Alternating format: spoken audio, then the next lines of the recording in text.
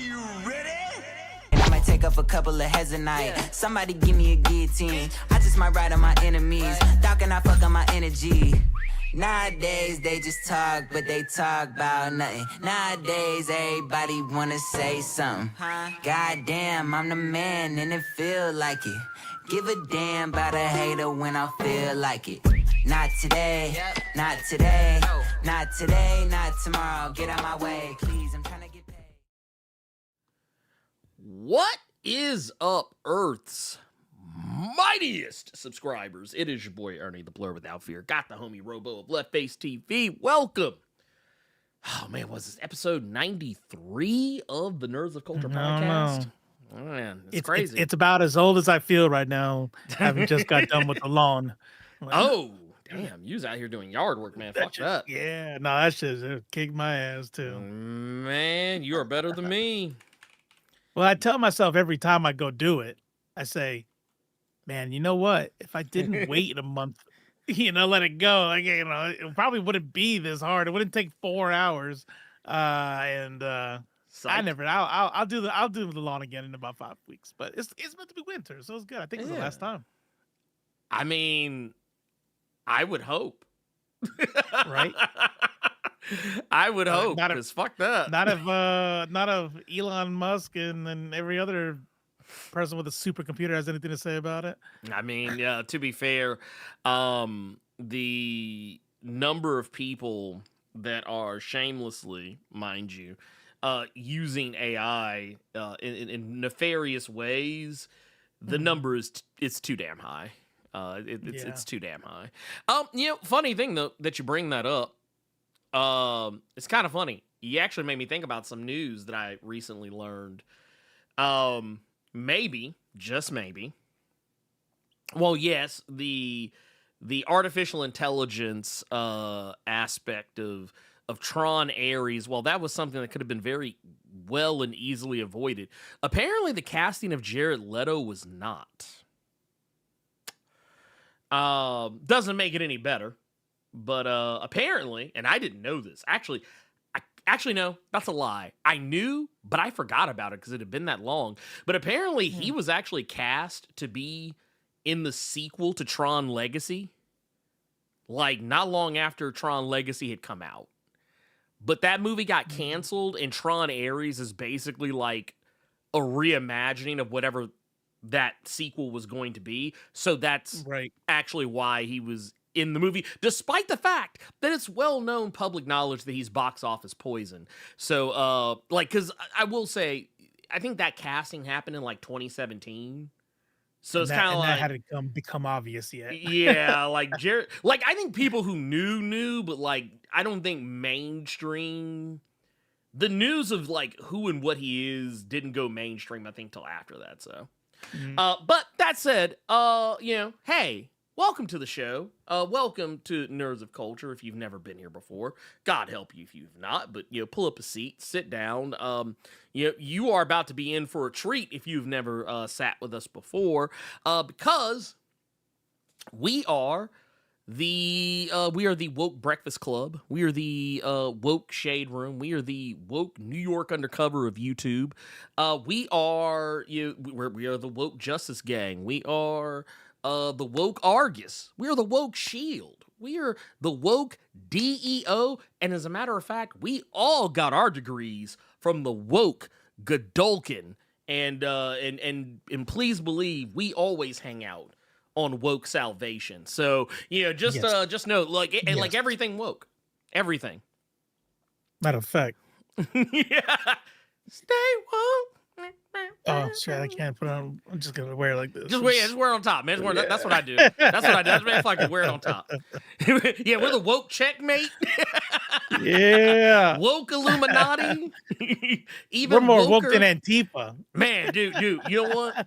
We're so woke that we went anti-fascist and just bounced all the way back up into the mainstream and landed smack dab hard in the ground and went woker than we were before.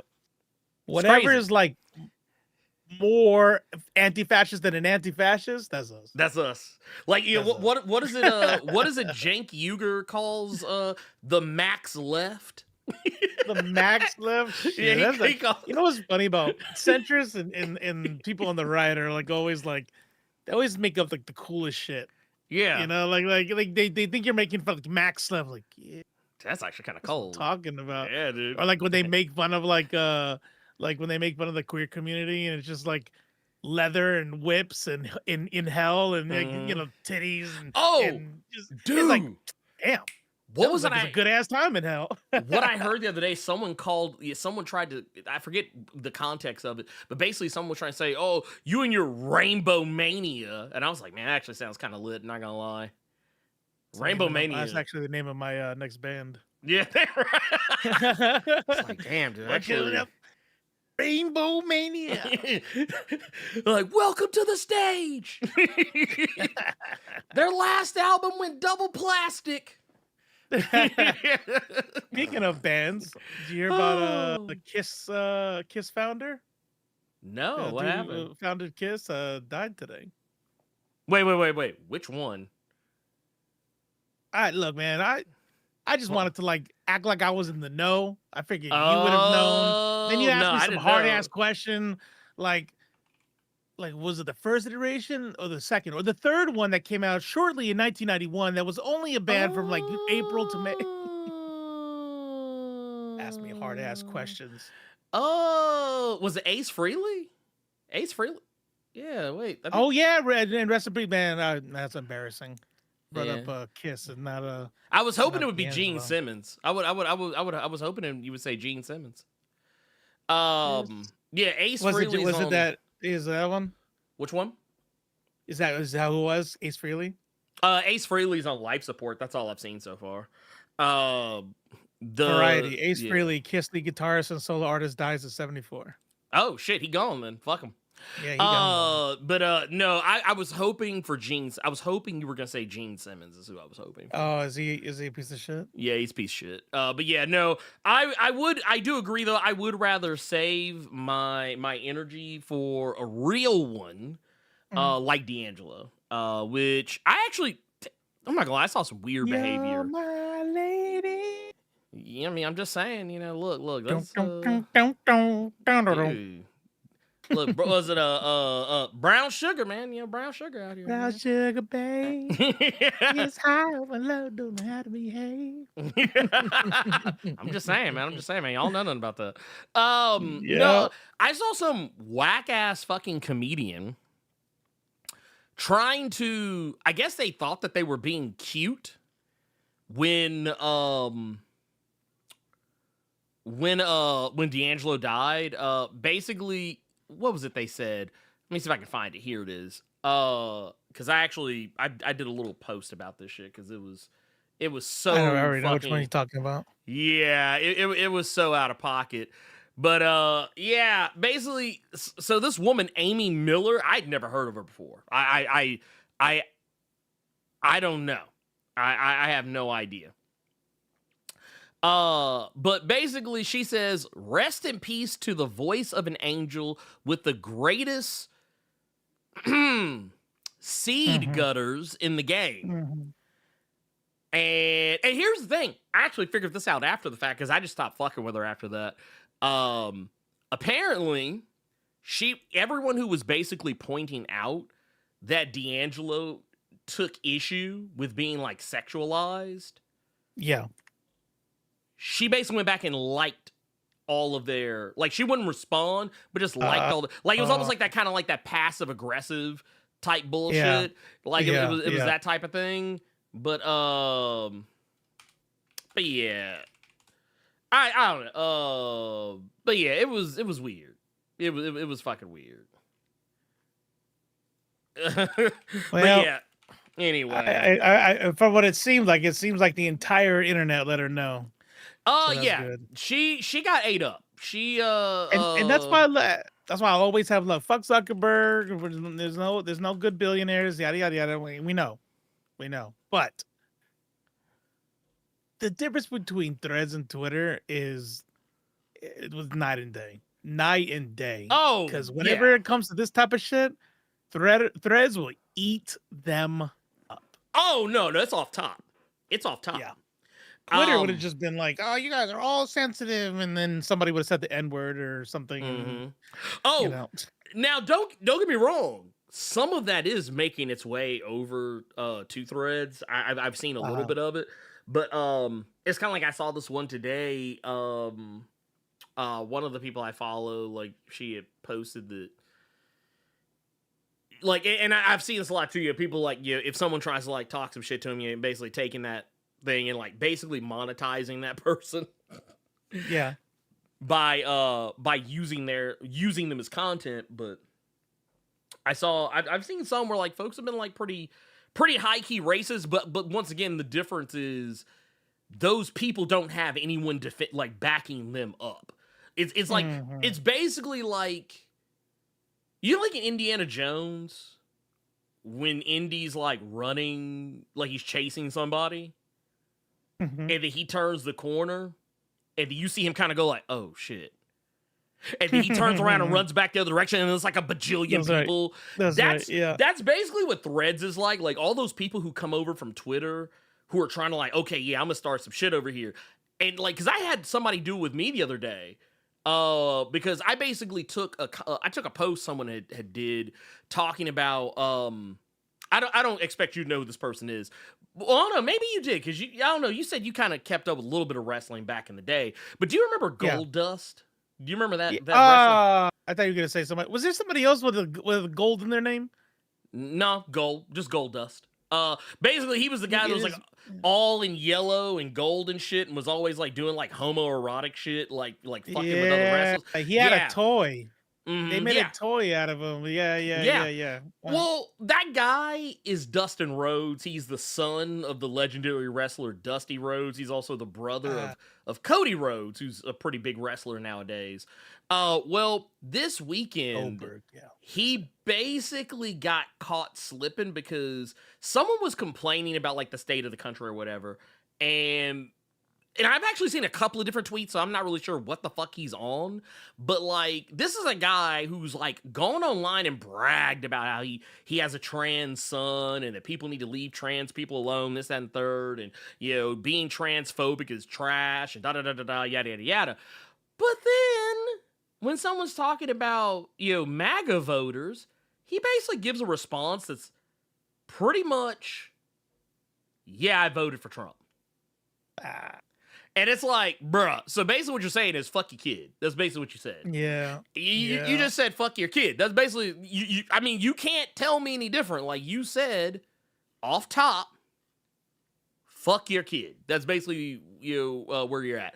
But no, this guy... Hopefully the kid returned the favor. I mean, I would hope. I would really hope. But no, basically what kind of came out of it was that...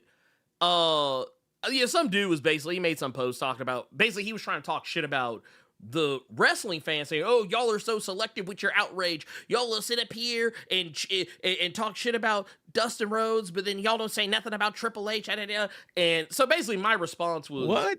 Yeah. So basically I saw that post and I just went, I'm like, here, I'll just pull it up because it's way easier just to show rather than I like when people just make up shit. Like, yeah, I like that meme.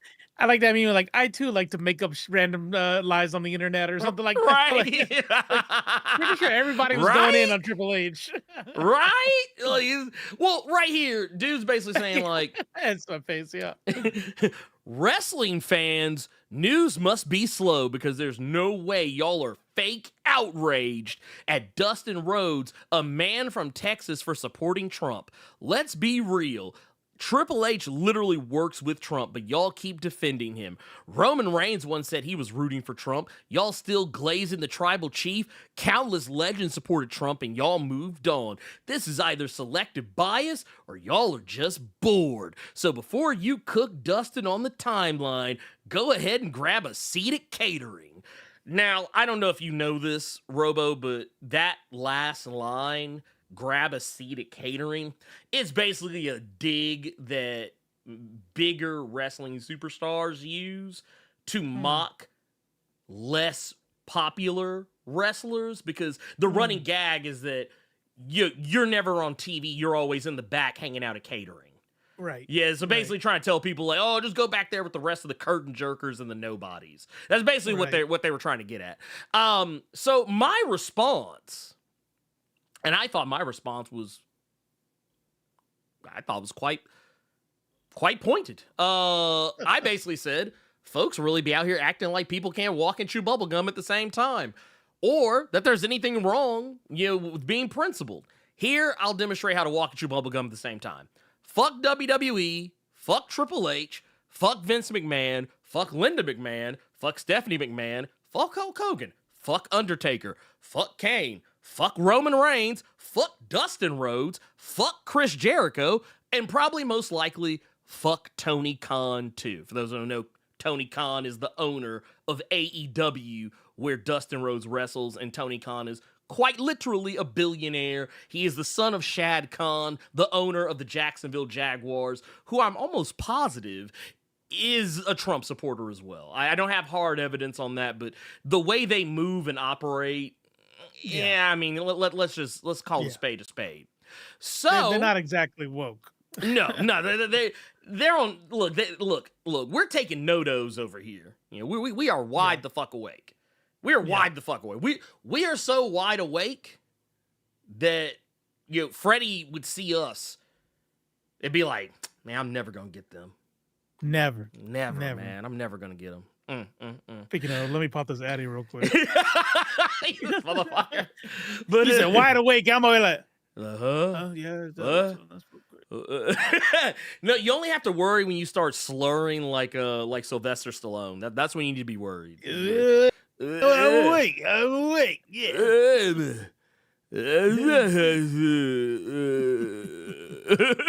But no, I have not seen the Mick Foley video. I'm scared because I'm always worried when when I find out they have something like going on, I'm always just like, well, that's another. Even better. Have you guys seen legend. the Blippi video? The which one? The Blippi video. Have you heard about the Blippi drama? Oh God! Wait? Have you heard about what the Blippi is? drama? I don't even know what Blippi is. Like, what is Blippi? So Blippi is a kid show. Oh God! I just looked it up. And it's a guy, dressed in blue. He's all silly, like kid shows are. Oh, and God. Something came out about the guy who started Blippi. Holy shit! And people are really, really upset. And by the way, and yeah, I'm bearing the lead, but definitely watch the video. So I wonder, I wonder if it has anything to do with this, because now, granted, this is an excerpt from parents.com. Right here. I just looked it up. I just looked up Blippi. Blippi controversy says it featured before he was Blippi, it featured a shocking twist on the Harlem Shake that involved him defecating on a bro. What is this? What is this? What kind of porno bullshit is this? Look, it wasn't sexual, but I will say, and I apologize, to my people in the chats. White people are weird, dude. Bro, it was next level. Like the people who like slap their friends with penises and stuff, and they would think this is next level. Bro, shit. This dude, he looks like he poops on people. He looks like he poops on people. Yeah. Like his friend is laying on the floor. He's standing on the sink, squatting, and I'll just leave it at it was explosive. God damn. I'm like, as soon as I didn't know what to expect, I don't think maybe like a turd or something. Right. It was all blurred out. He was like, but the feces was not. No, and I was just like, I thought like maybe like one log or something, or no, this shit was like, boom, like think of a South Park episode, but in real life. Now, no, thank you. I'm gonna shift gears a little bit. Do I think that is absolutely nauseatingly disgusting. Yes, and it was way long before he was blipping. Yes, of course I think it's disgusting. Like I dry heaved and everything, okay? People are talking about like if you let your kids watch him and blah blah blah. I'm like, okay, all right, all right. All right. It was disgusting. What the fuck? Why are you guys trying to moralize pooping on your friend for a viral video? Yeah, it's disgusting. But can you explain to me why it's evil or wrong or you know what I mean? Like, are you afraid that your kid's gonna want to shit on people? Like, what do you?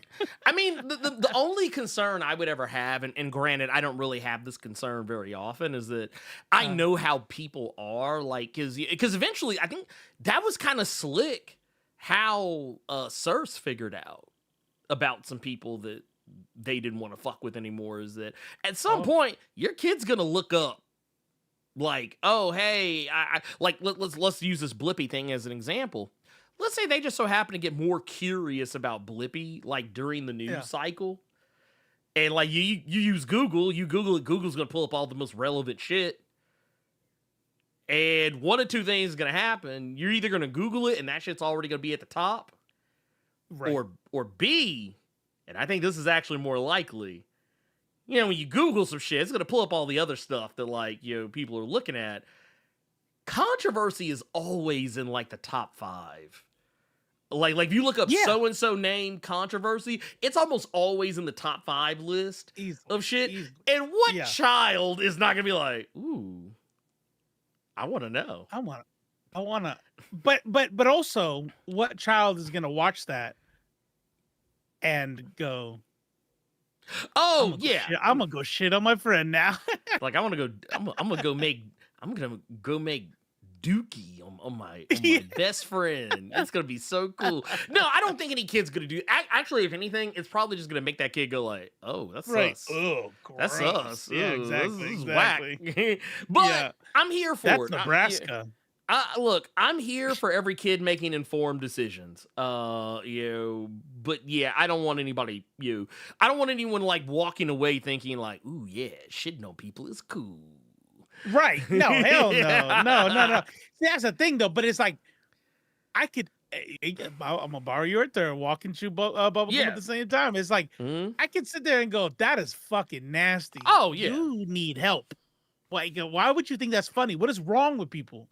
But then it's like, like, he needs to, like, lose his job. I'm like, nah. Calm the fuck down.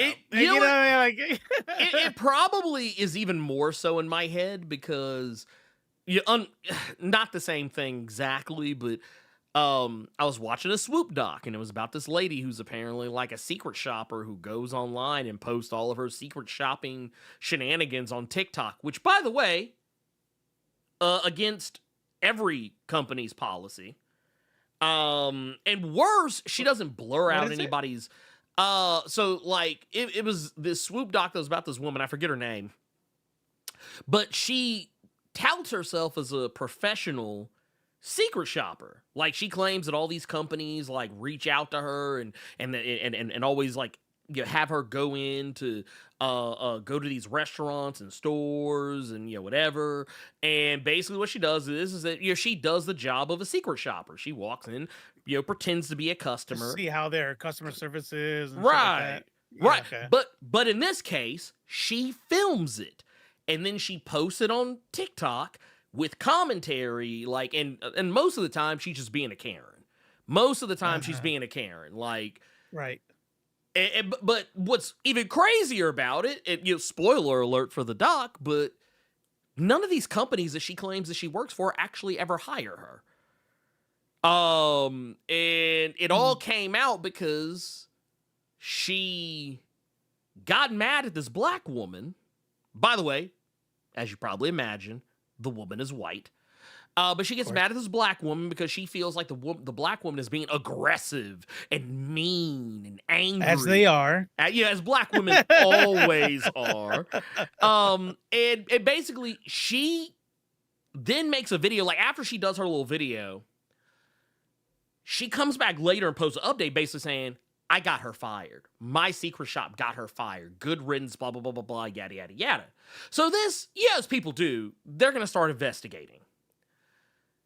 It kind of reached a point where even the company, the restaurant that she went to, basically came out and said, yeah, we don't know what this woman's talking about. We haven't fired anybody, and she doesn't work for us. She's not one of our secret shoppers. She said they were like, we don't even use secret shoppers, and they're and basically, and all the other little secret shopper like community. I guess it's weird to call them a community, but like basically people who have these groups that are for people who work in secret shopping. They basically all outed this woman. We don't know her. But like, we don't like. They're like, A, what she's doing is illegal. B, what she's doing is wrong. C, we don't know this bitch. And they're like, oh. And then folks started digging up her history, like, oh, this bitch went to jail for fraud and yada yada yada and scams and da da da da da da da. Whoop de woo. And yeah, it's funny how people are gonna con. Yeah, you know? But I mean, but once again, just because someone does something, that is sus to me, so long as it's not harming anyone. I mean, I don't know. Right. I think shitting on people is the key. I mean, I think shitting on people is harmful, but it sounds like old boy was consensual. So I don't know. No, that's it. That is kind of where I've stood. I'm gonna tell you right now. Obviously, I'm not gonna go into examples, but you would be hard pressed to get me to like call something wrong if you cannot articulate the harm. Like, right. Whatever two consenting people want. I don't mean it's my bag. Right. But if it's their bag, I couldn't care less. Well, it's kind of like, remember when the Shannon Sharp shit was going on, and then word got out about the type of stuff they were doing, like him and that OnlyFans model, like where basically they were doing like. They're basically doing like slave fantasy, like kind of dirty talk. Oh and stuff. shit! Yeah. Do I agree with any of it? No, I actually don't think that shit's cool at all. But I was like, they're two consenting adults, so they can do whatever the fuck they want with each other. Just don't bring me into it. Don't look. That's right. Please believe. If I'm breaking somebody off and they start calling me the N-word, the hard R, and and all that, race play type shit, it's a wrap. That shit would turn like as soon as it's over, never again. Yeah. Right? Like it's I mean, I'm not stopping, but like as soon as this shit's over, you gotta go. Yeah, you gotta get up out of here, man. You not got right now. Nah, you gotta look. It's like like just sit there, but I thought you was one of the cool ones, but you're not. So got to get up out. And of even here. in Shannon Sharp still, it's even more. It's like there's not even a power dynamic there. Like she's the OnlyFans model. He's the celebrity with millions of dollars, and it's like. All right, and it's like, I guess. And it's not him saying the crazy shit to her; it's her saying it to him. So it's like, right? No, I imagine exactly. Yeah. And it's well, and the thing is, but it's like, and he's perfectly okay with it. So clearly, this is something he likes. This is something he wants to happen. It's probably something he told her to do. I'm pretty sure she didn't make this shit up on her own. There's people who have I'm gonna go ahead on a limb. I'm just gonna. I don't know these people from Adam, but I'm just gonna say, I do not think that the white girl OnlyFans model broached this subject herself. No, like I'm pretty sure the conversation. Ask you something, and I don't want you to judge me. You promise not to be mad. Look, I can imagine it went down something like this: like, oh, are you sure? Like, because like with the A. Oh, the hard ER. Oh, that's crazy. I don't. I'm gonna need more money for this. Yeah. My I'm gonna price need just in recording that you are asking me to say this, and it's totally okay. like whole thing, I'd be like, speaking of this, and say that you're okay with this. Please, can you repeat it? Also, can you say it in Spanish? Yeah. Now say it in French. Languages. Oh, and also I want you to hold up. I want you to hold up a picture of your driver's license and your social security card, and I want you to and smile while you do Yeah. so. Or do like the Reddit thing. I am Shannon Sharp. Yeah, Yeah, in the yeah. real the little white paper. Yeah, I mean, I can see it. I can see it. Yeah. But yeah. Long story short, yeah, a lot of crazy shit's been going on. Mm. And you know, I feel like, just me personally, the world has lost its mind, and I'm gonna tell you why I think so. Why is that? So, how many of you are familiar with a guy by the name of Chuck Dixon? Oh, I'm about to Google him right now. So Chuck Dixon, strange individual that he is. Well, apparently he has lost his whole fucking mind. Apparently he is of the belief. He is of the belief that he knows precisely. He knows precisely what Antifa is. Oh, I thought it was like when Jesus is coming back. Yeah, no. He thinks he knows. he thinks he knows. What Antifa is really all about, and I'm here to tell you, that regardless of whether you like this guy, you love this guy, whether you believe that he is one of the greatest writers to ever to ever work in comics, which I'll go ahead and say right now, I if you would have asked me this years ago, I probably would have been like, man, yeah, he's one of the GOATs. But not in light of recent events, I'm gonna say no. We've stricken that title from him. But if for whatever reason, if you will sit up here and look me in the eye with a straight face and tell me that Chuck Dixon is not a racist, sexist, homophobic, transphobic, fascist piece of shit, if you would sit up there and look me in the eye with a straight face and tell me all those things, my only response would be, so that was a fucking lie.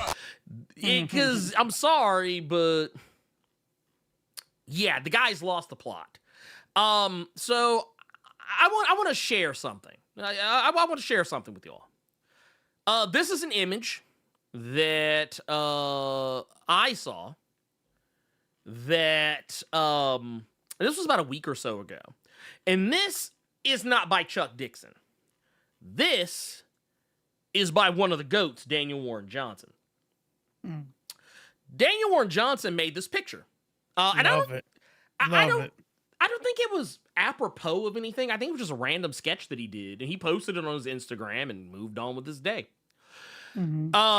But as you can see right here, it's basically Apropos a picture of looking outside. yeah.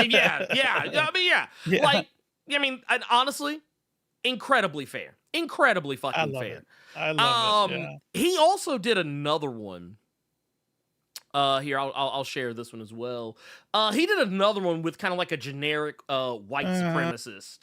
That you can kind of make out that, just kind of based on, some of the iconography on the guy's arms. Matter of fact, if you look right in there, you can kind of see you can kind of see the start of something. What's on the other arm? I thought I saw.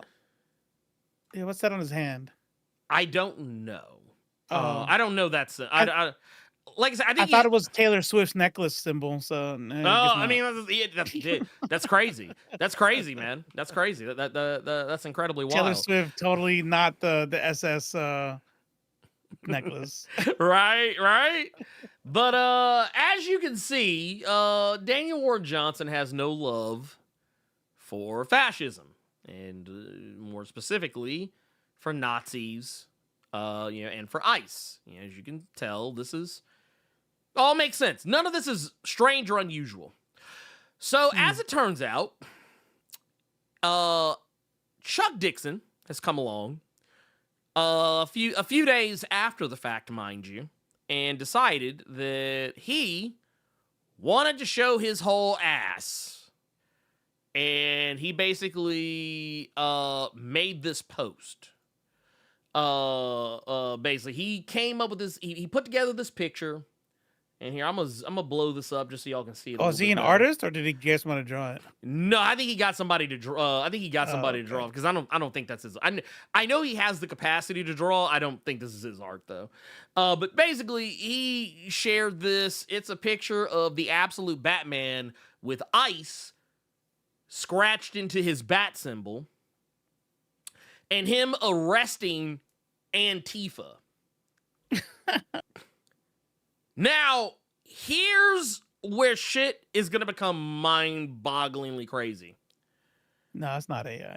No, that's not. No. Yeah. So, right here is this. Let's take a look at this part. Says, someone responds to him saying, kind of sad to see an author be fundamentally ignorant. Batman is anti-fascist. What's Chuck Dixon's response? Anti-fascists are fascist. Yeah, Antifa are fascists. Dude. What an idiot. I don't have the time or the crayons normally to try and explain to people, but like literally having seen this, like literally the only thing that was on my mind was I have seen everything that has ever happened, ever will happen, ever could happen, and yet, what the hell is this? That's basically it's like, bro, like literally, like I'm like, bro, how can you be exactly? How can you be a fascist if you're anti-fascist? Make it. Can you please make it make sense? I need to phone a friend. How do you square that circle? How?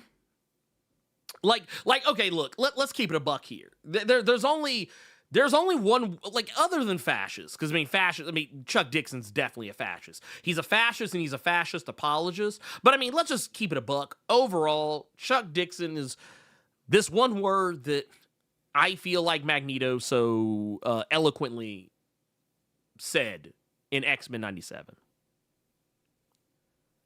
Bigot. That's basically it. Like, that's it.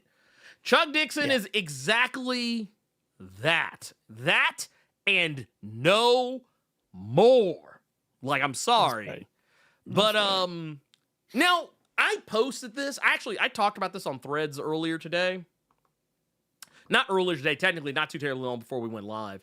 And I actually appreciated that so many people that came to my post. Most of them were people who either A, knew that Chuck Dixon was a piece of shit, or B, people who now know that Chuck Dixon is a piece of shit and are moving accordingly. And I'm here for it because let's be real. Everybody should do that. I think everybody should go on the internet. Mm-hmm. If you're a celebrity and you watch this, go on the internet and post what you feel about ICE. Yeah. Just do it. Let everybody know. Yeah. That way we could just get this shit over with. It's like a ripping a Band-Aid off. Okay. Yeah.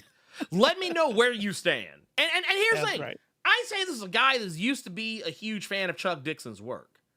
And the more I learned about him, and I want to put this up because I feel like context is important.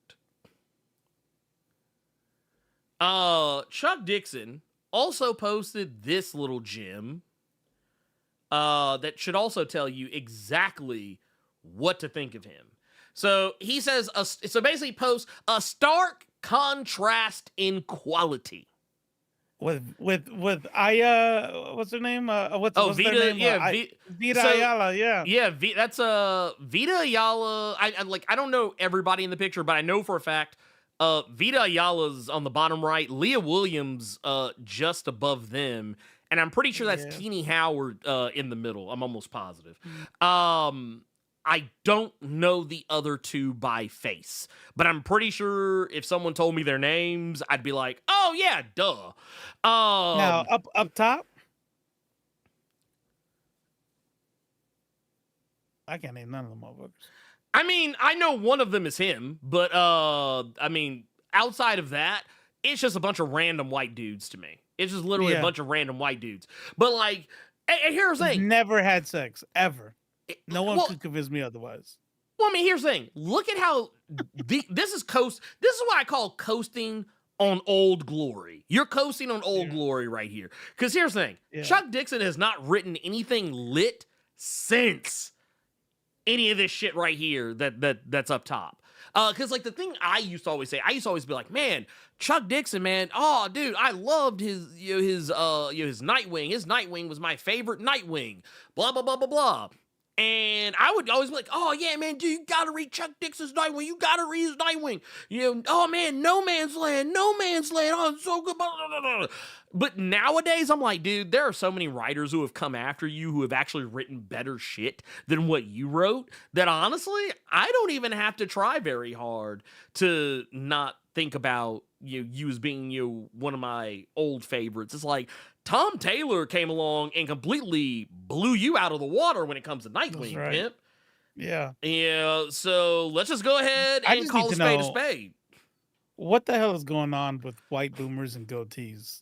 Why do they all look exactly the same? Dude, and they all think they look badass with that look. Like, look at me, I am badass. I'm gonna cross my arms, bro. I'm 45, and I feel like I got hit by a truck by doing the yard.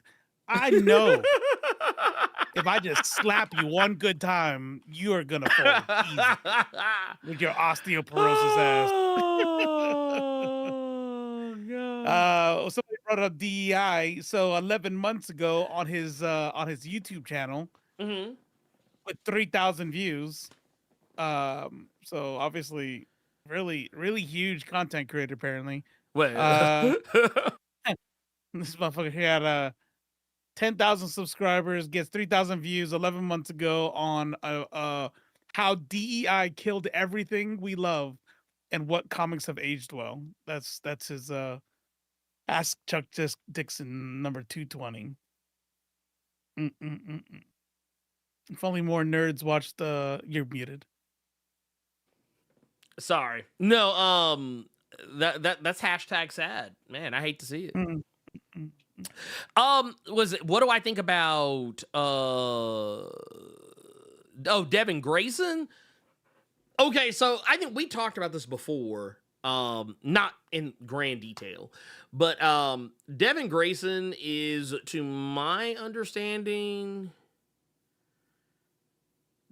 I never really read much of Devin Grayson's Nightwing. However, I do know about the sexual assault aspect of that book because we talked about it on the show before. This show specifically, we talked about how Nightwing was sexually assaulted by a character by the name of Tarantula, which I do believe was under Devin Grayson's watch.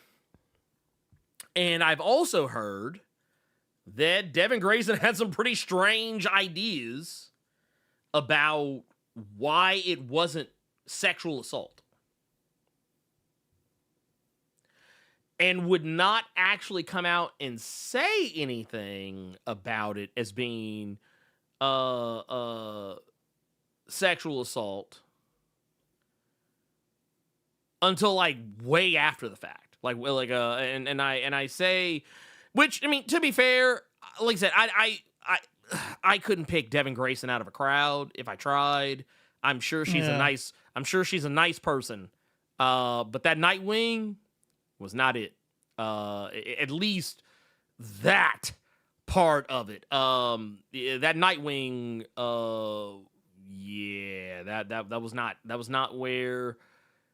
that was not how the game is played. And for those that don't remember, this is the scene in question. I'm not going to show the whole thing.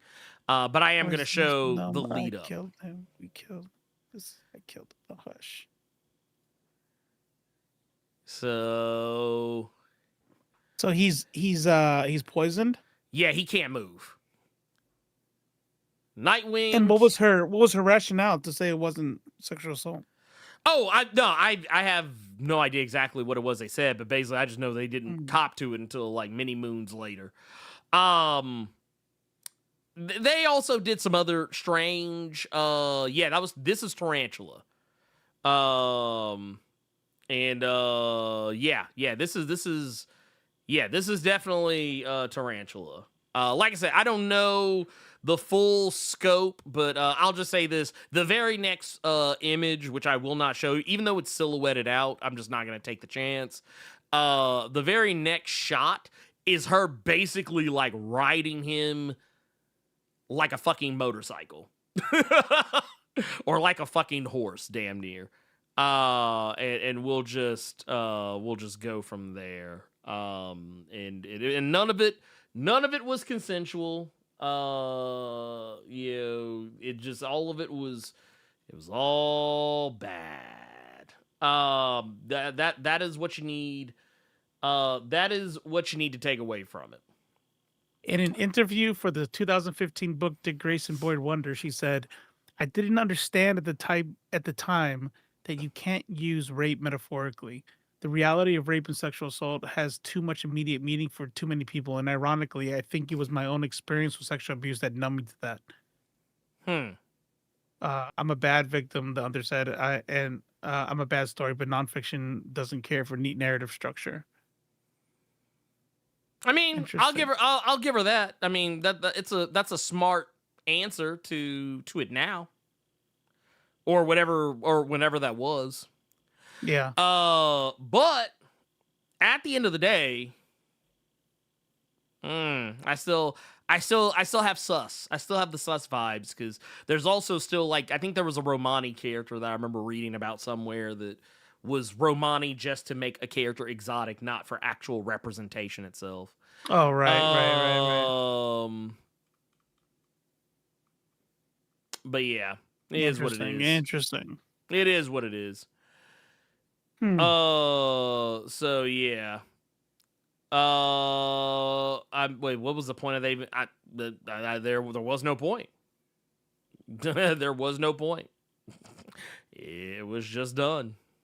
Just done. That was it. That said, that said, a lot of crazy shit. Lot of crazy shit. And I guess before we get into the Peacemaker stuff, there is one thing I do want to point out, because this came up on the Blerd Cave, because it literally just happened while we were alive. But the Wonder Man, both the teaser and the full trailer had come out. And there was something that people clocked in it. I clocked it when we were talking about it on the cave. And I wanted to give Disney the benefit of the doubt, but I should have known better. Why would you do that? I have no idea. I have no fucking idea. And honestly, you know what? 40 lashes. 40 lashes off top, because goddamn was I stupid for doing that. So as it turns out, Wonder Man, one of the things that I brought up was, if you go through the trailer here, I'll pull it up because, why not? I'm not gonna play it, but I am gonna kind of comb through it to kind of get to the point that I want to get to. But one of the things that comes up is that, and here, let's do that. So that way I can kind of comb through this a little bit more easily. So one of the things that comes up is that there's like posters, and here we go. There's posters and lunchboxes and imagery. And one of the things I pointed out is like, oh wow, they actually tried to make it look like AI. Because that's kind of the thing right now. Is people trying to sneak AI art past people. And you know what I should... Here's the thing. And I don't know if I've ever shared this on this show. Maybe I have. I don't know. Maybe I've not. But I think that when people show you, who they are, you should believe them. You should believe them. Because that's what I literally started thinking about the second the second after I saw this, because it was then later revealed that, oh no, this is exactly what people were afraid it was. And here we are. But they figured it out. They just admitted it. Like, yeah, yeah, no, they admitted it. They copped to it. They copped to it. They 100% fucking copped to it. And it's fucking insane. It's I don't. Not enough people are gonna get mad though. I would say most people are just not gonna give a shit. Well, no, well, you know what? Here's the thing. Not. People have short memories. Mm. People have incredibly short, I mean ridiculously short memories. Because so they'll get mad now, but won't care later. yeah, they'll be mad right now. And rightfully so. Be mad. But yeah, once once that, I guess once the statute of limitations has run out on that, they're gonna move on to something else. And one of my favorite things is it's old George W. Bushism. Some of you probably already know it, but it was like, they got a saying in Tennessee. Probably have it in Texas. They have it in Texas. They probably have it in Tennessee. You fool me once, and shame on, shame on you. See, you fool me, I can't get fooled again. I'm probably not doing it any justice, but no, it was good. Better than what I do. I tell you what. I'll do you guys. I'll do you all one better. I'll do you one better. I actually have it, because it's a thing I like to use very often, because it's a saying that's applicable to a lot of things, and in a lot of ways is fucking hilarious. But here, I'm actually gonna do this. Let's save that so we can come back to it. There's an old saying in Tennessee, I know it's in Texas, probably in Tennessee, that says, fool me once, shame on you. If fool me, we can't get fooled again. See, it can't happen. You can't do it. No. You can't be fooled again. And that's kind of where I'm sitting with this, because they did come out during New York Comic Con, mind you, and openly admitted, we used AI to make this poster and these lunch boxes and all the merch and stuff that you see. And even like the trailer for because like inside the trailer there's like a clip of like a comic accurate Wonder Man who's like white and like fighting space aliens or whatever, and it looks like you ever see those videos where it's always these AI channels, and what they'll do is like, oh hey, what if we made a Fantastic Four trailer, but we made it retro?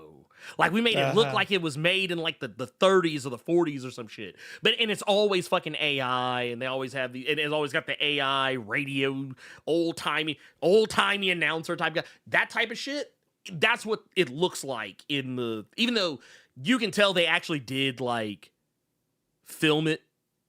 At least it seems like they filmed it with an actual person.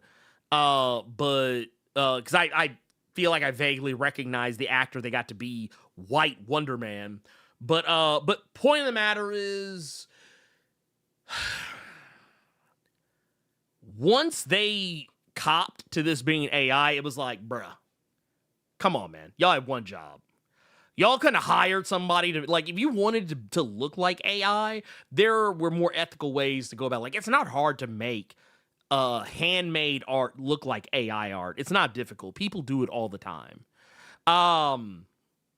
there's been quite a few times that I've like seen somebody like post some art and I'm like, this just like AI like a motherfucker. But then I'm like, oh shit, no, they actually made that shit. But like they put a filter on it to kind of make it look like AI because people like that shit. I was like, I don't know why.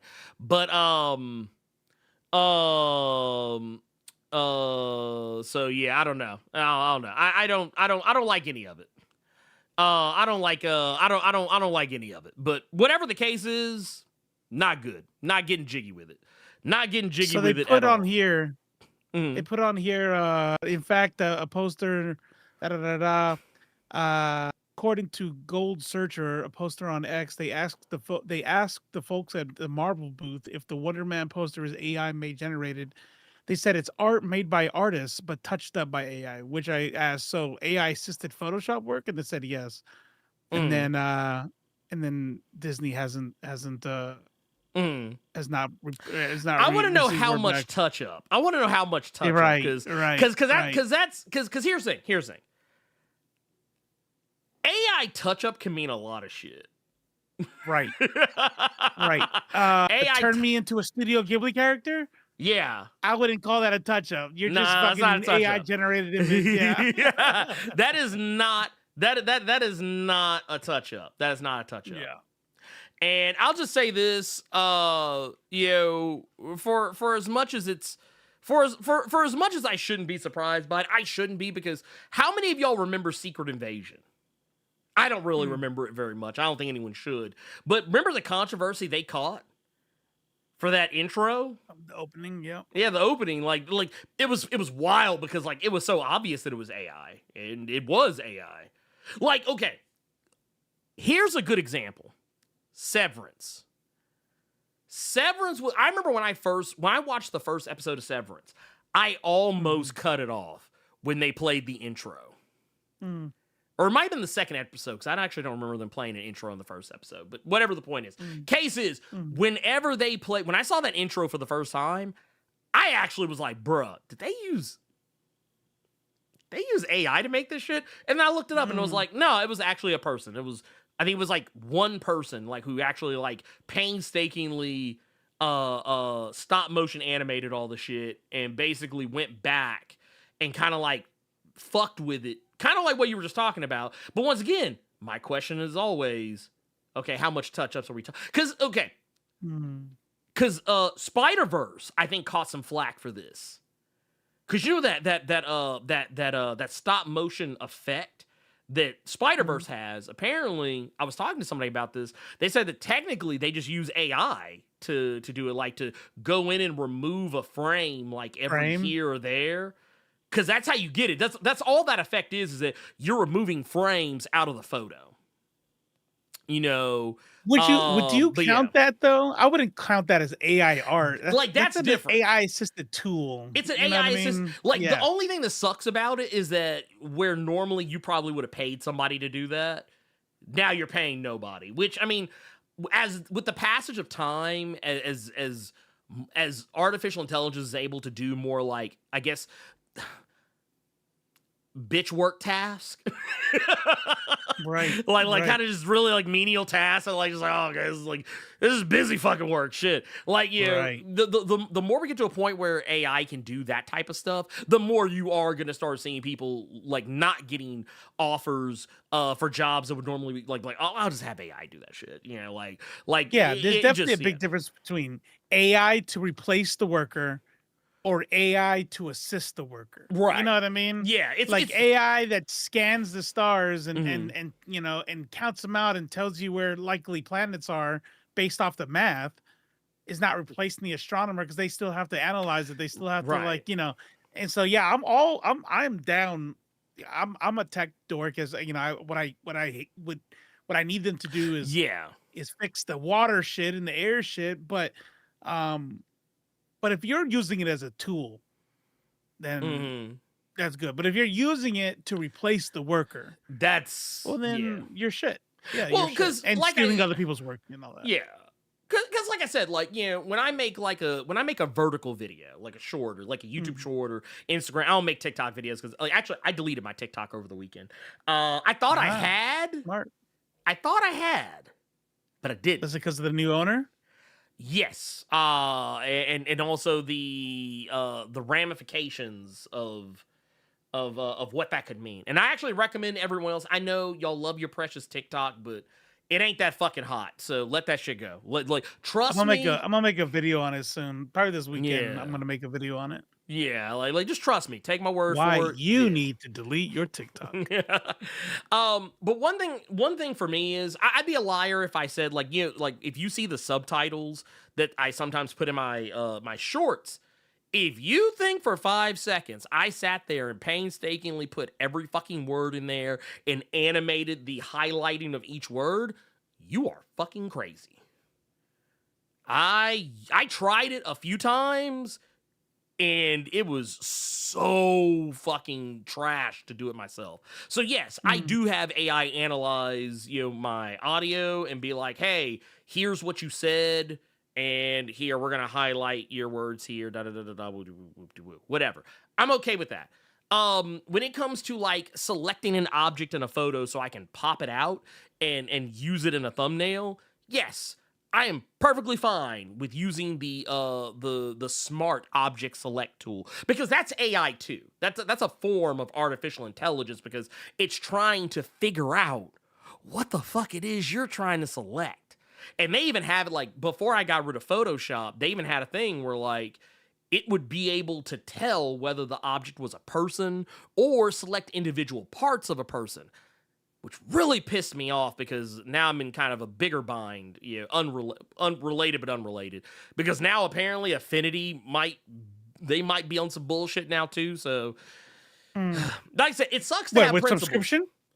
So I don't know if you heard they got bought out over the past week or so, and now they've made it to where you can't even buy Affinity.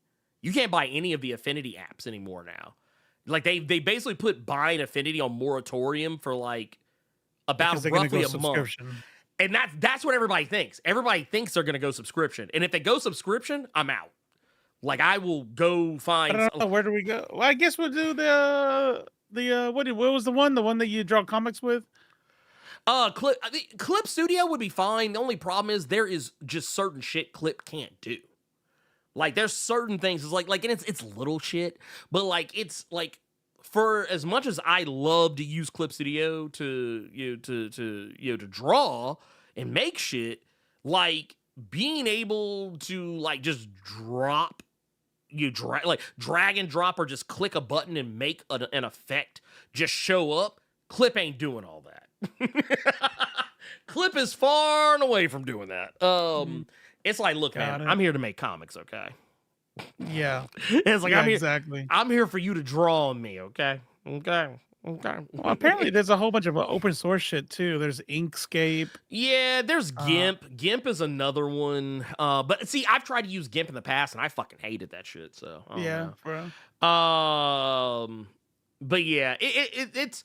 I will say that at the end of the day,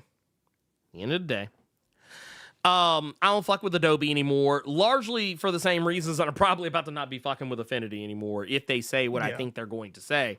But yeah, I'll just say that, yeah, there are certain aspects to content creation where you are forced, or not want to say forced, but sometimes it is better to let an artificial intelligence handle the job that you're not equipped to do. Like, case in point, there's a feature in DaVinci Resolve that will mix your audio to where it'll be perfect for when it goes on YouTube or on Netflix if you have that kind of pull, or on Disney Plus if you really got that kind of pull. There's and it'll do a thing where like it'll auto fade, because I don't know if I told you about that when I was showing you the thing where I fixed the audio in the one video. If you actually see it in DaVinci Resolve, you will actually see the sliders going up and down. Like as the video is playing, like it's actually like auto fading your shit and figuring out like where, like it's crazy how it works. I was like, dude, fuck it. I was like, whatever. But like, I like shit like that for smaller creators, small business owners. You know what I mean? Like I'm a dude. I've had to defend this. You know, like you will never, ever catch me asking AI to write something for me to post or to make as a part of a content. No. No.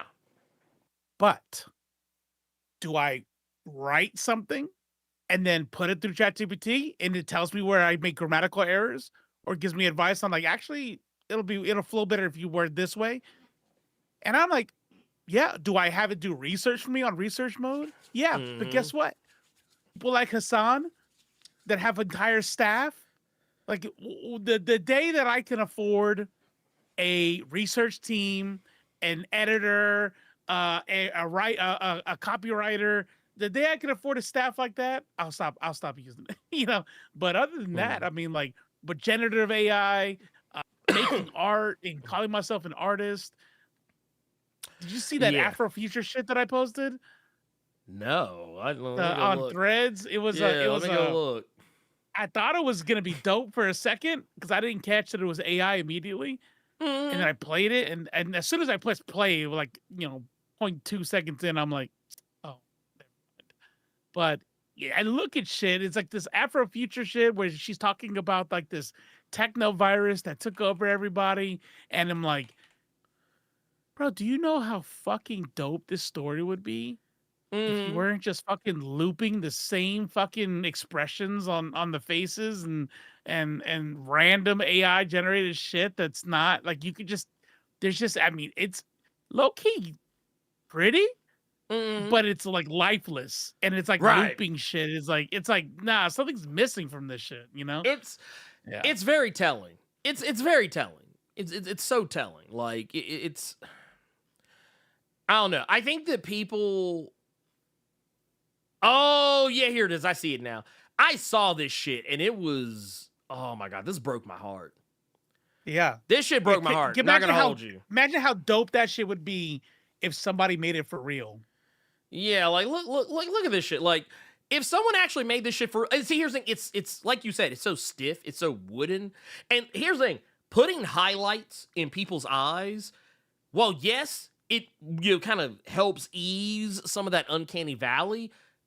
All I see is uncanny valley. I still see uncanny valley on here. Like I'm sorry, but it breaks my heart. It breaks my heart. Yeah. And here's the thing, people like this, they'll sit here and act like they're such great.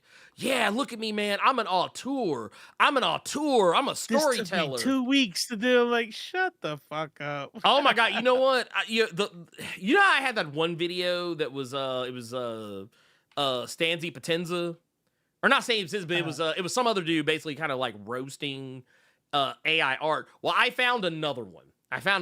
This one, the one I found. Let me pause that because it's not that. That is not what I was trying to do. Thank you very much kindly. It was like for real. It was for real trying to like play shit. Like, and I'm like, bruh, I don't. Stop. Now I have to go listen to Wings of an Angel or whatever the song was. No, you don't. You ain't gotta do that shit. Why? Why would you do that to yourself? But no, I saw this video and I guess it just fucking disappeared from my timeline, which is kind of crazy. That's wild.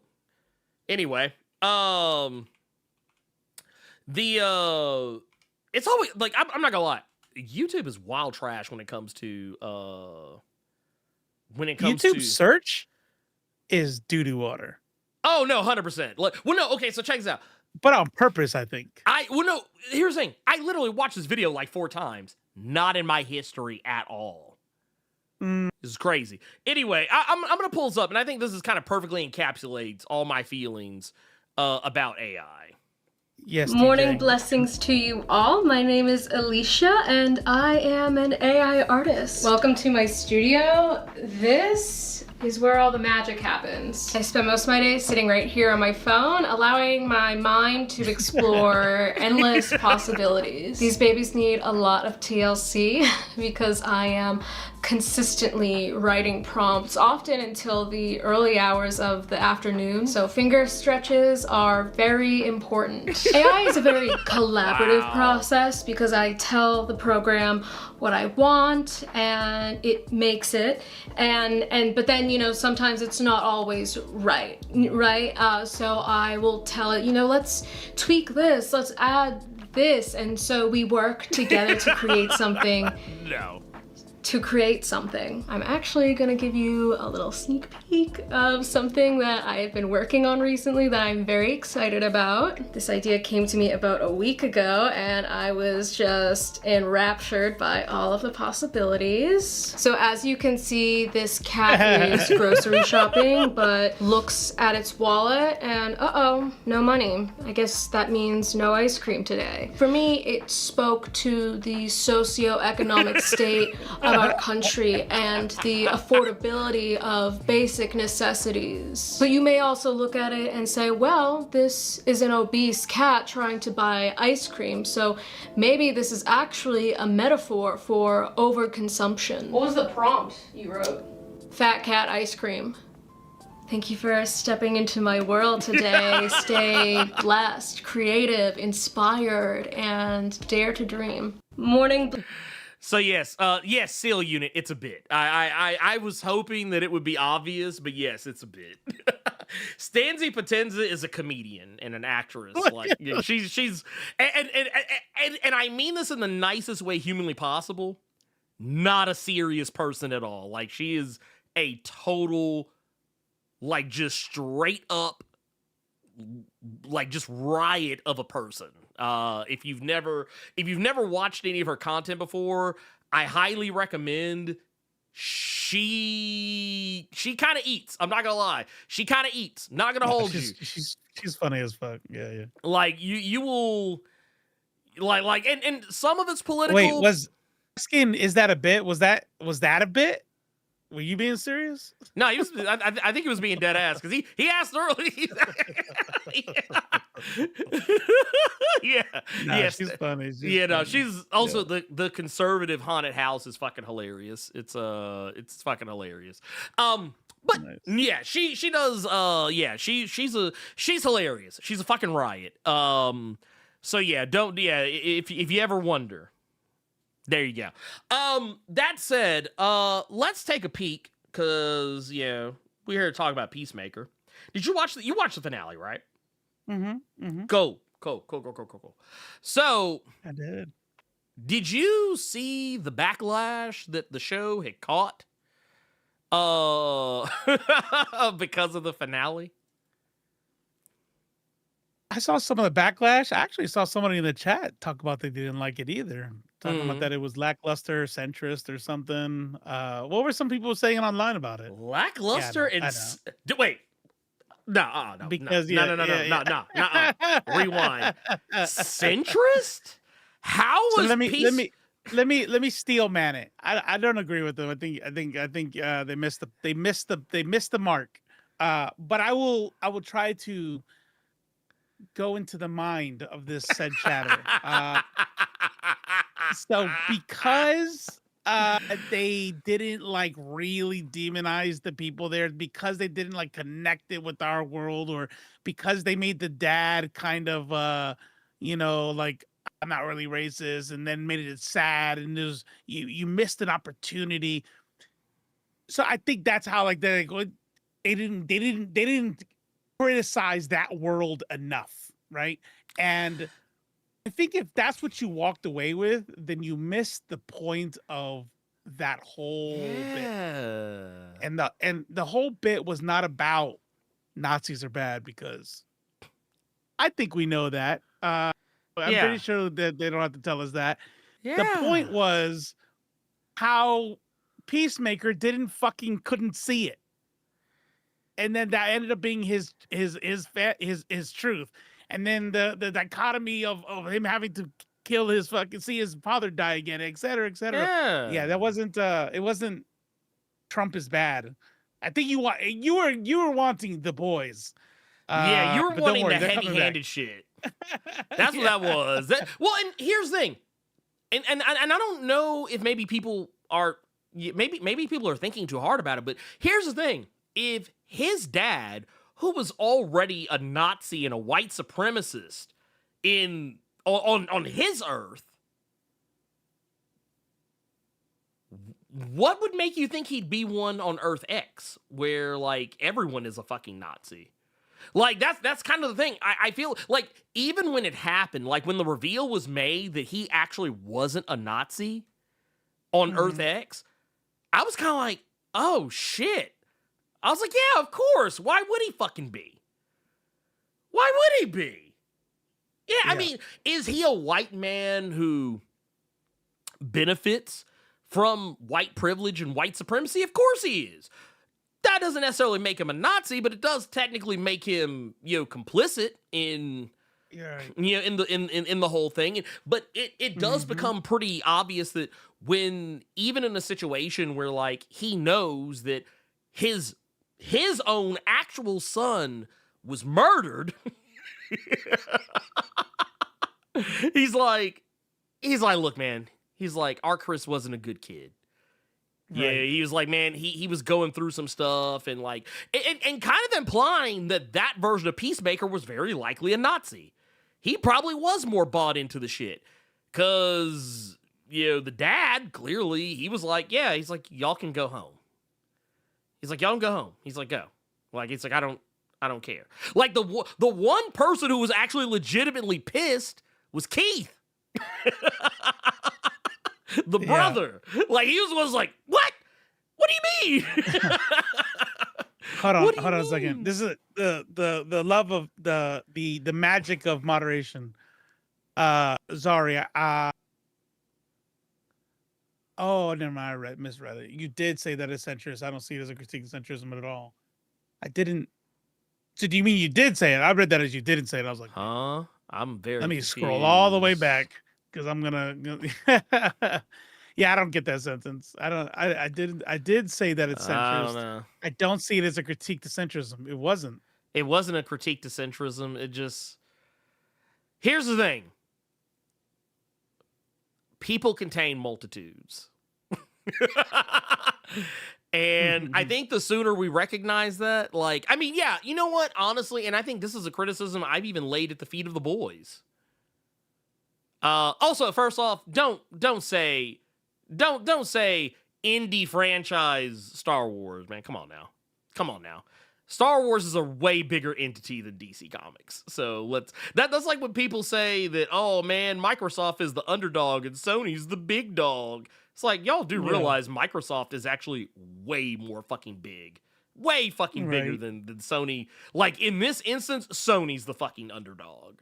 But yeah, anyway, point of the matter is, I'm not going to sit here and litigate this shit because, if you don't get it, there's nothing I'm going to say is going to make you get it.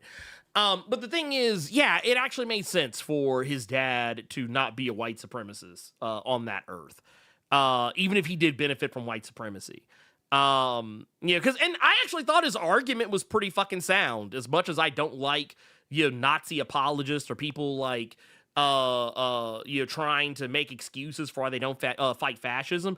I will tell you what his father was a commentary on, and it was liberals. Because his argument was a very lib argument.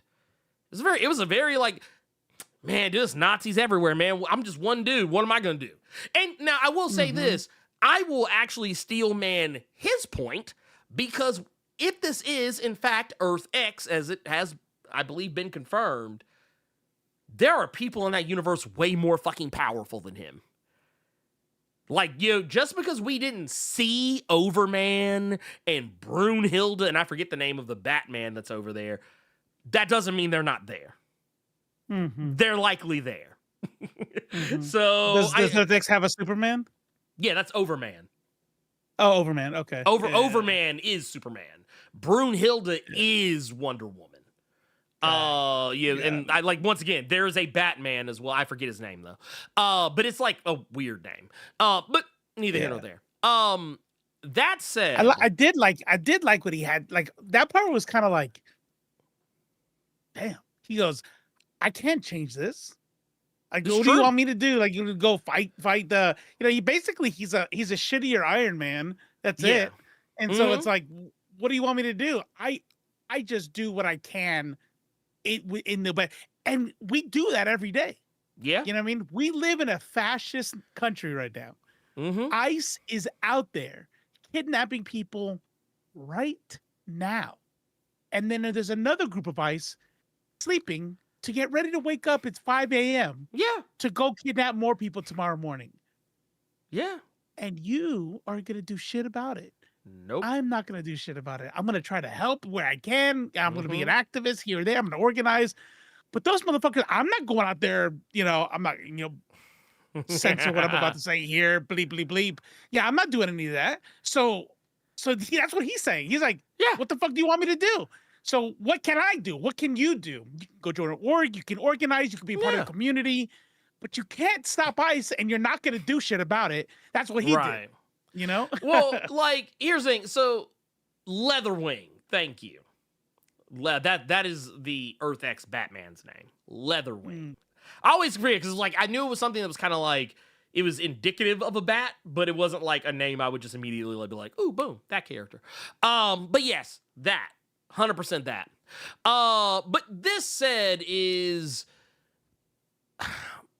I feel like what they did, and like, if there's any one criticism I will lay at the feet of this season, it's that I do feel like the Sasha aspect of it, the cyborg lady, no, the cyborg woman, Sasha Bordeaux. I feel like Sasha Bordeaux's like face turn was a little unearned.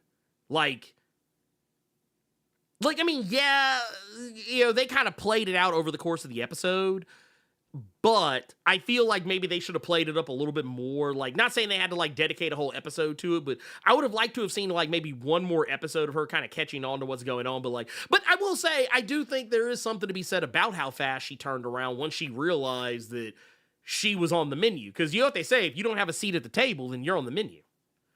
And she didn't have a seat at the table anymore. You started noticing that, like, and Harcourt as well. Harcourt figured it out real quick, too.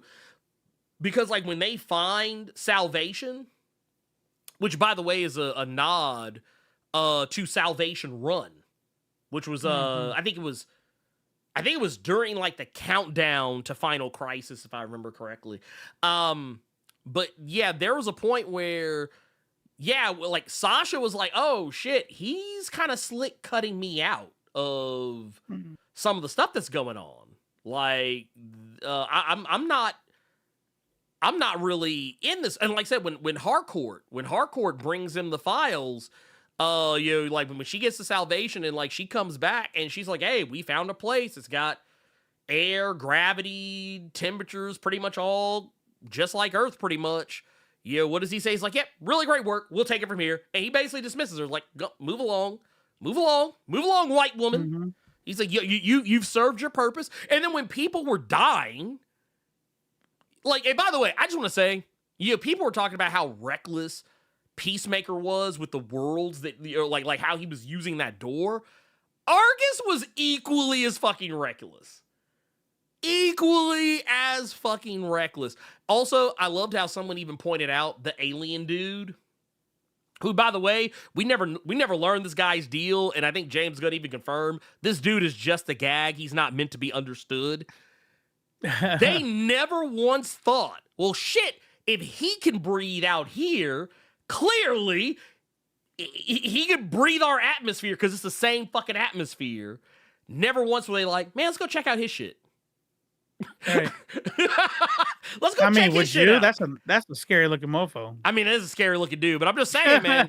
I'm just saying, like, dude, y'all didn't think, but y'all totally went to fucking Candyland. You opened up a door to fucking Candyland, and it ended up encountering some of the most fucked up shit you could, like these little fucking gummy bear looking pieces of shit. They're like eating your fucking face off. Face. Yeah. Dude, ate it clean off. Y'all were perfectly fine going to the world where the fucking giant head on spider legs. Doom. Yeah, I was like, Doom world. Yeah, basically. Like, no, fuck that. That's hexing. That looks like some hexing shit right there. Man. Yeah. But like, it's like you were perfectly fine opening that door up. Y'all went to what is effectively, it may as well have been deceased, even though I don't think this was deceased, but it may as well have been deceased. It was and- adored of Marvel Zombies, clearly. yeah, right, yeah, that's our crossover right there. That's it. But no, they found salvation, and it was kind of about roughly around that time where they were like, oh shit, yeah, this is not gonna play. We're gonna have to figure something else out. And what's kind of wild is that even in the midst of even in the midst of all that, I don't know, it just trips me out that that people, and you know what I think it is? I don't think it has anything to do with the plot. I don't think it has anything to do with the story. You know why I think people didn't like this season as much? There was no happy ending. Right. Because you know the most common thing I've heard people say? When this scene right here pops up, and they're like walking, doing the slow walk, everybody's smiling and happy. They're like, man, if it would have ended right there, it would have been perfect.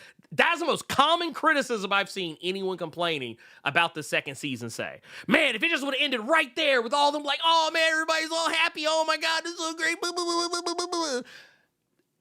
But because it didn't end there, and I do remember James Gunn, I think, actually said originally it would have ended there. But here's the thing, because I want to point this out too, because it would have been way less. It would have been a way less interesting. It would have been way less fucking interesting. And I'm sorry, but you have to admit that to yourself. You have to admit that to yourself. You can't sit up here and fucking lie to me and tell me like, oh man, aren't people excited to like? Obviously, they're gonna have to go get Peacemaker. Does that mean there is gonna be next season, or are we gonna find him? They're gonna save him in a movie. Like how the fuck is this gonna, I'm glad. Well, I mean, it's very clear, like, they're setting up Final Crisis in the DCU, even with the fact that they just brought in Salvation Run, which, I don't know, like once again, for anyone that never read Salvation Run, basically it was the end of Peacemaker. That world, like, yeah, like you get to that world, and there's, like you see... You see Peacemaker, he's like, oh shit. Because like he's hearing like roaring fucking monsters and all kinds of crazy shit. You see like the look on his face because he can clearly tell like what is actually coming his way. Well, in Salvation Run, which by the way was I think it was like a 7-parter. Almost want to say it was a 7-parter.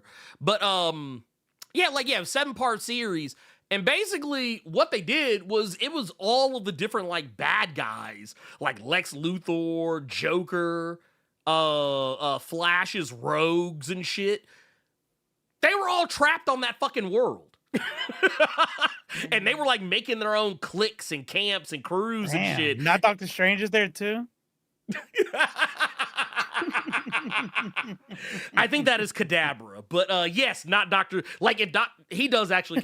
He does look like a fucking sexy, flexy ass fucking Doctor Strange right there. I'm not gonna hold you. I mean, I can't even. You know what? I'm not even gonna fucking fight that one. I'm not gonna fucking collar. Yeah, they're like, man, look, he even doing the hands. Like, look right here, he's got the hands. Look, man, get you. Look, I think we're being a little too obvious. No. No. We're gonna make the cape black. And we're gonna have him we're gonna have a David Hasselhoff chest hair. Oh my God, I fucking hate it. But no, I noticed that like, yeah, people, everything I kept seeing people complain and bitch and moan and whine and cry about, it was all related to the fact that it was a downer ending. And I'm sorry, sometimes downer endings are, I mean, yeah, do they feel good? No. But like, I don't know. I don't have a problem with them. And I've noticed over the years, like as younger generations are coming along and like getting into a lot of this stuff, I've noticed that it's usually people who like didn't grow up with shit like The Empire Strikes Back. Like, dude, y'all would have fucking hated life. Y'all would have fucking hated life back in like the 70s and the fucking 80s and shit. Y'all would have probably throwing yourself off a fucking building, for Christ's sakes. Like y'all would not be y'all would not be okay.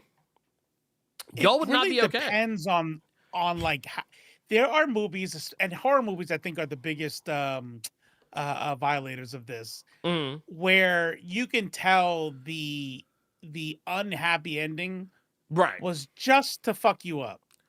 Oh, There yeah, wasn't, yeah. you know what I mean? It wasn't to like tell a story. It wasn't because this is the what I want to say is like, gotcha, bitch. She's still, Yeah. you thought she got out. She ain't You know, out. like those are the ones where I'm like, oh my god, dude, you fucking Like, you gotta asshole. earn those. You gotta earn those. Yeah.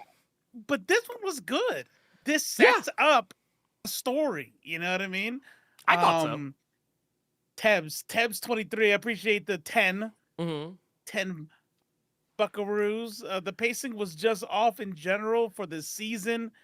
They either needed to beef up the running time for all episodes to an hour or just make it a 10 to 12 episode season. All right. Well, I mean, you're entitled to that wrong opinion, but I mean, you know, I appreciate the 10.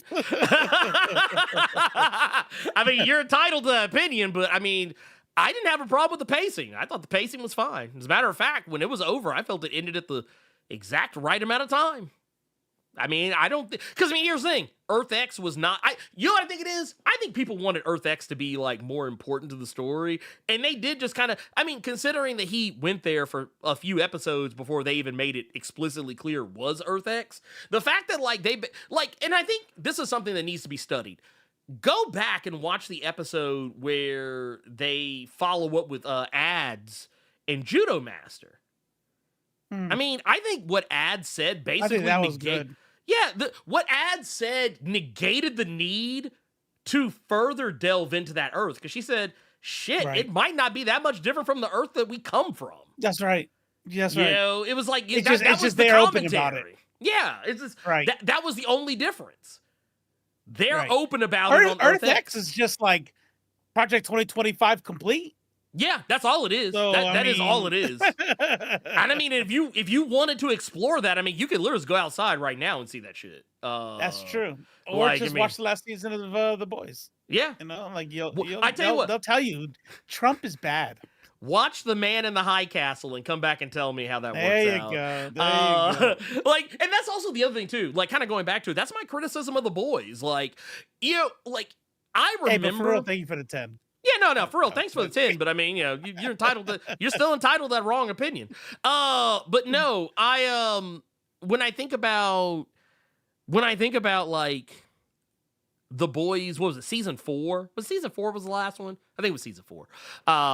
Yeah, when The Boys season 4 came out, and all the conservatives were like crying and screams, "Oh, y'all ruined it! You ruined it! It's woke now." It's like, okay, well, first off, it's been woke the whole time, but it's just that this season they were being very obvious about it. That's actually what kind of fucked up the show for me a little bit. I'm not gonna hold you. Like, I don't hate it. I don't dislike it. I enjoy the woke commentary, but like, there is a point where I can say, from a narrative perspective, not saying that the story being woke is bad, but how you present that story can be bad. And I felt like, I was like, you know what?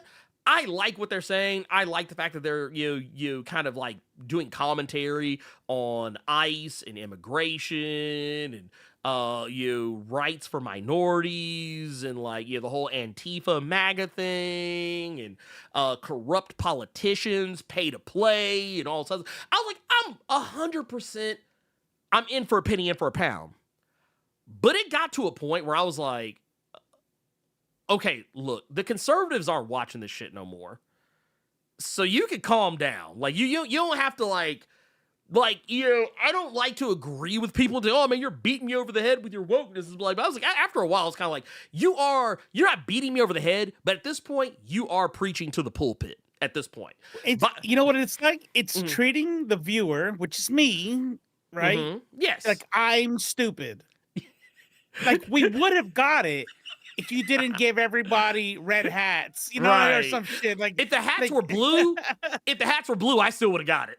I still would have got it. I'm like, man, do you I see swear to God, blue hats they got on? If, That's MAGA. If they give Homelander a bad toupee next season, bruh, oh my God, I'm gonna cut it off. No, No. I get it. If he falls asleep at the podium, I'll be like, okay, all right. Or you know what happens? No, this is what happens. This is what happens right here. Somebody laser eyes back at him, hits him in the ear, but like there's no damage. He gets up and he holds his fist. Yeah, he up. holds his fist yeah. up, and then he gets a diaper. He gets a diaper, puts a diaper on his ear. A Like I'm whole like, ass oh, tampon I'm like, to okay, his I get face. it, goddammit. I get it. He's Trump. Oh my fucking god! How can you? I was like, goddammit, I don't get like what I the think fuck. that's what they wanted Earth X to be. They want like, how can you go to Earth X and not tell me more about how Nazis are bad? Right. Look, Brandy said it. Earl, I don't know where it went, but it was like, what did you expect them to do with 4 people? You know, like it's the planet.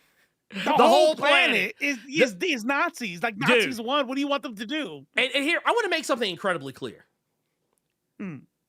Peacemaker is regular man. You say, yes. That man is regular dash man trademark. I'm like, he's not. That motherfucker is not turning around an entire fucking planet. Because that's the thing I think people don't really think about with Earth X is that it's not just America. The Nazis just won everything. Everything. That means America. That means North America, South America. Yeah, Africa, Europe, Asia, Australia. Hell, they probably got Antarctica on lock. Like, y'all expect these motherfuckers just run? Y'all expect these motherfuckers to run the fade on the entire fucking? First off, regular. they have. It is all regular men. There is not an actual superhero between them. Y'all expect these motherfuckers to run the fade against the world? Yeah. Also, with Overman, with Leatherwing and Brunhild. Yeah. Also, I do want to point out another thing I know people are probably pissed about is like, because James Gunn said there was going to be a cameo from the Superman, like, because I think the way this all came out, and I told y'all to calm down about that shit, but y'all didn't fucking listen to me. I mean, I told most y'all. people were calling Lex Luthor, and that's who it was. So like, yeah, it was Lex. Well, and not only that, it was outside of Lex Luthor. There was somebody else, and and I told you, I said it's probably just gonna be like a no-name somebody from the Superman movie. It's not gonna be anybody important. I said at best, you could hope for Eve Tessmacher. That's at best is Mutant Toes is who you could have gotten. But no, it just wound up being more of his fucking cronies. Like, people were legitimately expecting to see Batman and Superman and everybody else pull up. I'm like, dude, y'all need to like get real about this shit. Like, stop. Like, it's not healthy. It's not healthy at all. But I tell you what is healthy. What is healthy is knowing your lane and just rocking with it. And that's my man Gearless Mo out here with the 1999 the super chat says, man, just supporting the effort. Peacemaker isn't really my jam, but if you like it, do you? And you know what? You know what? That is the perfect, because I'm gonna tell you what I do. This Gearless Mo does what I do when it comes to how we move. You know what I'm saying? How we move, in these spaces, in the spectrum of how we operate with certain media. And you know what I tell you guys? Like, a lot of the time, if you ever like hit me up on like threads or some shit, and like I'm talking about something I really enjoy, and you have something negative to say about it, and usually what you're gonna get is this. I'm not gonna argue with you. I'm just gonna post that, move on with my fucking day. And that is my way of letting you know. Cool. Anyway, back to talking about what I enjoy. If you don't like that, then I can't help you. I can't help you. You can't be helped, and we're just gonna leave it at that. Now that said, I will read this one. We got another one here from Tebs. Says, Ad's quote about Earth X not being too different from their Earth wasn't enough in my opinion. Well, that's too fucking bad. It was good enough for me. It was good for me. Yeah. I thought it was kind of heavy. It was actually, you know what I mean? Honestly, her even going that far was kind of a lot. even her Yeah. going that far is, kind of like, Because you know what's funny? It's like, I don't know very many people really got that. You know what I No, mean? Until she said it. Yeah. Because you're talking about Nazis won. Look at the flag. There's a swastika on it. This is fucking crazy. And then Ad says something that makes you go, oh yeah, that's kinda true. It's kind of the well, and I mean, and once again, the fact that Peacemaker was literally raised in the warm, wet snatch of white supremacy, he didn't even pay any attention to any of that shit. Yeah, that makes sense. And honestly, Tabs 23. I mean, I for one am up to have this conversation for as long as you wanted to. Just we could do this shit all night. I'm just letting you know, because he gets another $5. Chris Smith needed more time to question himself or be questioned. Why he didn't notice that Earthquakes was a Nazi word? We know why. We know why, because he was raised in white supremacy. He's raised in white supremacy, and he's super white, right? That was that. Yeah. That was that. And I wonder, by the way, is this a reach? I stretched. But was the bird blindness a play on what was going to happen to Chris in Earth X? It might be a little bit of Mr. Fantastic, levels of reaching, but I mean, honestly, a little bit. But here's the thing. I think it plays. I think it plays because what does Peacemaker have? Nazi blindness. Exactly. No, but think about it. Think about the ridiculousness. No, I'm double down. I'm triple downing. I think that's it.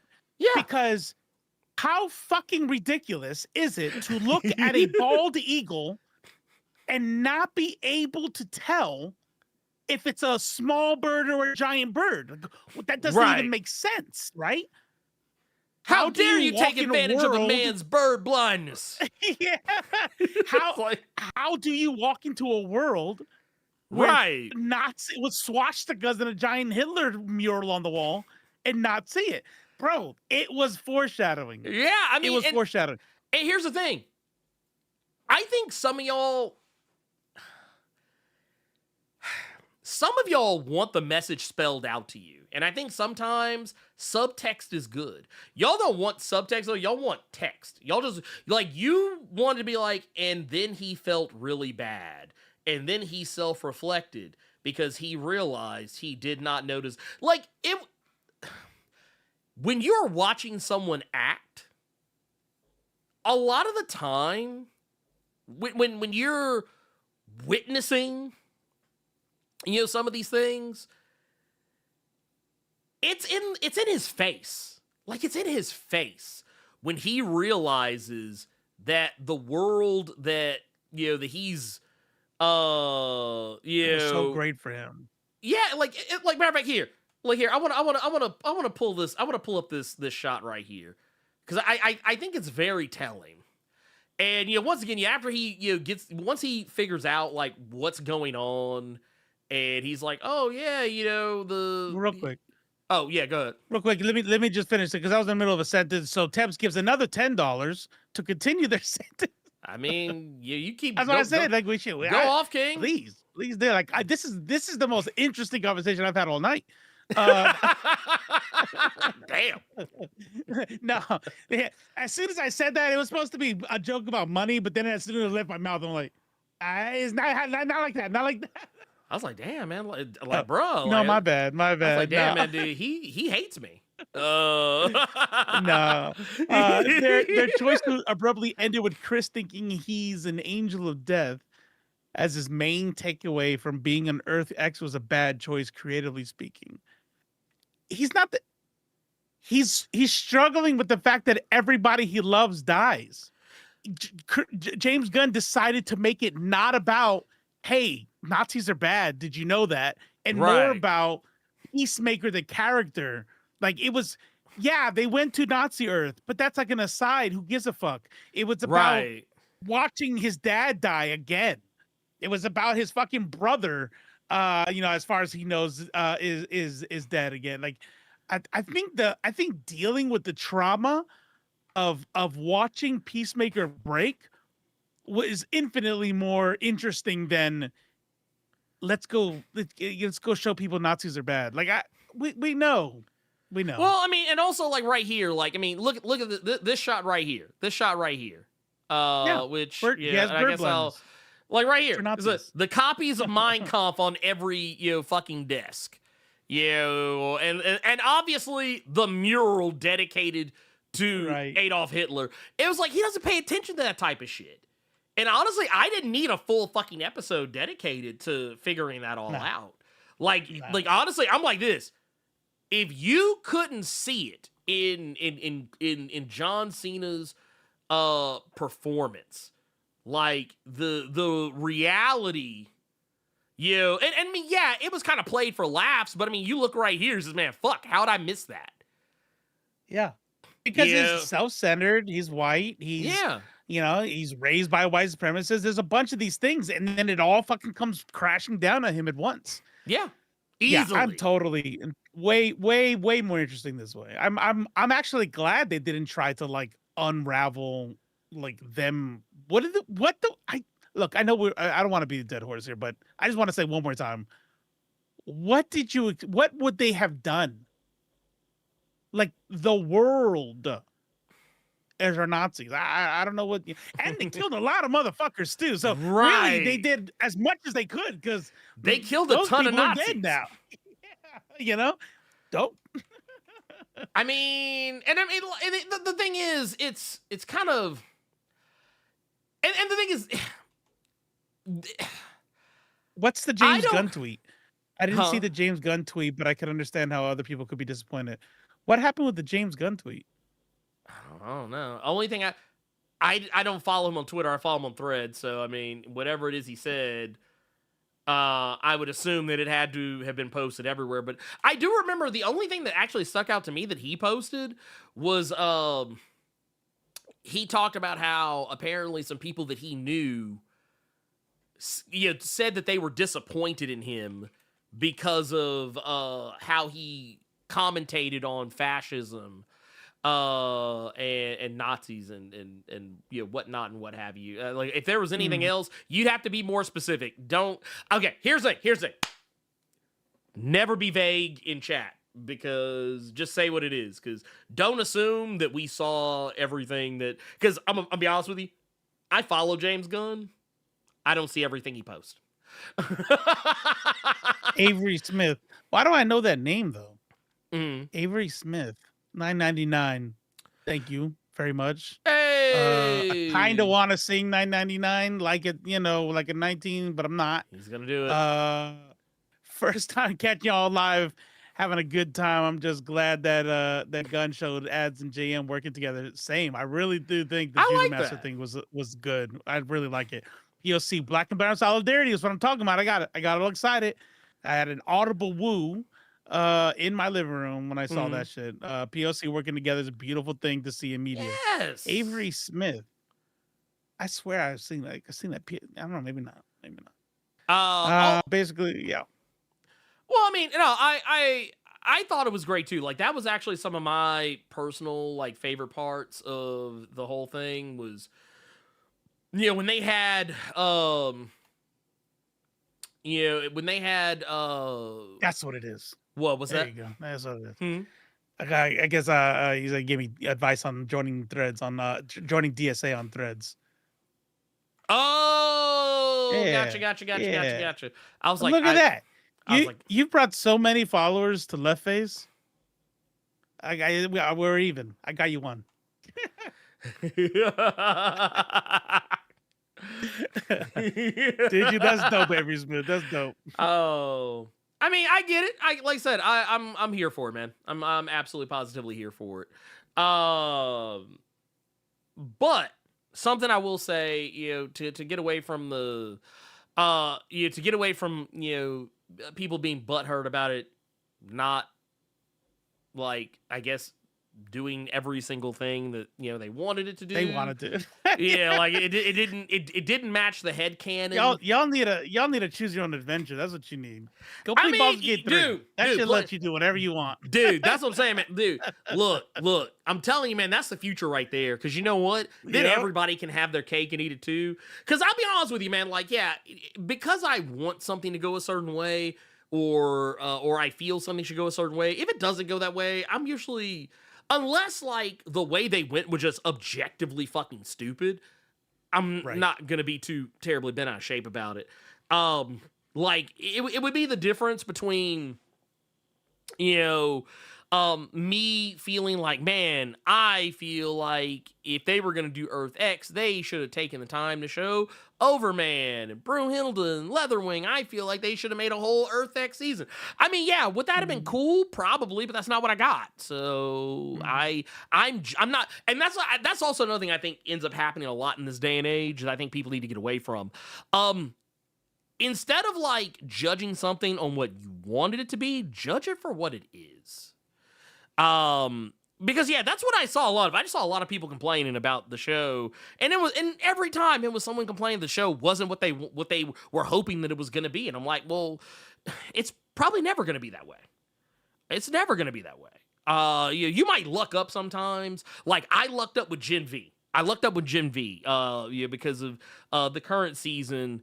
And something that I kind of assumed, I thought everybody knew, but apparently after the finale, not the finale, but the penultimate episode of Gen V, I saw a lot of people that were genuinely fucking surprised at the fucking twist that happened. I was like, huh? I was like, how did y'all not know? Everybody, look, we knew. Chat knew.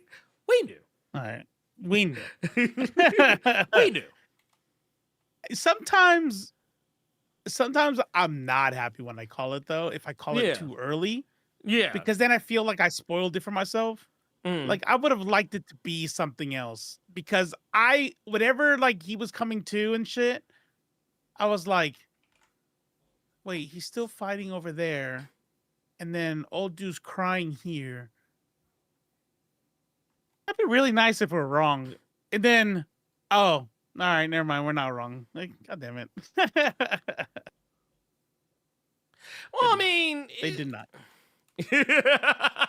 No, I mean, I was mad. Mary and Kate didn't know. Yeah, like, look, we knew. How do y'all didn't know? We knew. I don't know. It's like I said, man.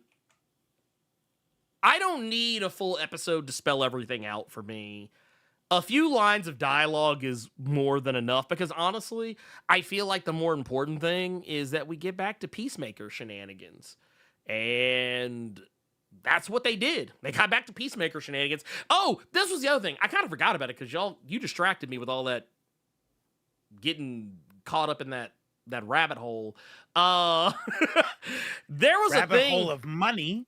I mean, a rabbit hole of money, but it was just like after a while, I was kind of like, well, I hope we aren't going to keep, diving headfirst like this. Because I was like, we'll be here all day. Talking about the one thing. Is your show? And talking in circles. Is your show? I'm just saying, if people want to give me money, you can PayPal me at... I mean, that's fair. That's fair. My thing is... We can talk about this all night offline. Yeah, oh no, 100%. My whole thing is that I have this thing where when I realize that we are not gonna, for one, we're not gonna change each other's minds, and for two, B, whatever, we're gonna just start talking in circles. That's cool. I don't want to do it. When we turn into talking in circles is my middle name. You know that. All the time well enough to know. Yes. I will sit there. I will make it a 3-hour stream, and I never got more than 2 subjects in. John Stewart, how much do y'all attribute the outcry of disappointment to speculation channels and social accounts? Probably a Yeah, lot. no, I do. I attribute it a lot because I say it all the time. I think all of those speculation channels, and this is why, like, I remember there was a time where I tried to do shit like that, you know, on this channel, like way back,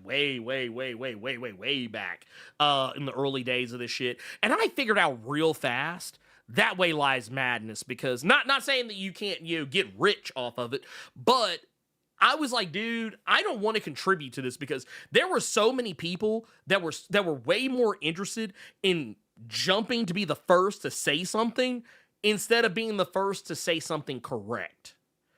And that's how you wind up with like heavy spoilers and new rock stars and all these other you know, bullshit ass fucking channels that just was it Emergency Awesome? They all like these scoopers. Yeah, I fucking hate that shit. But no, what I wanted to bring up was something that IGN said that was incredibly fucking ignorant, which should not be a surprise considering you can't spell ignorant without IGN. That said, here, let me pull up this wee image right here. So this was IGN's review of the finale. They gave it a 6, which is saying, oh, it was just okay. But here's what they had to say. They said, Peacemaker's second season finale is a mixed bag that manages to wrap up a major dilemma in a finely acted and emotionally satisfying way, while shortchanging most of the rest of the cast, with one face turn in particular feeling like an unearned stretch. Now, that last part, they're talking about Sacha Bordeaux. I do actually agree with that part of the statement and just that part.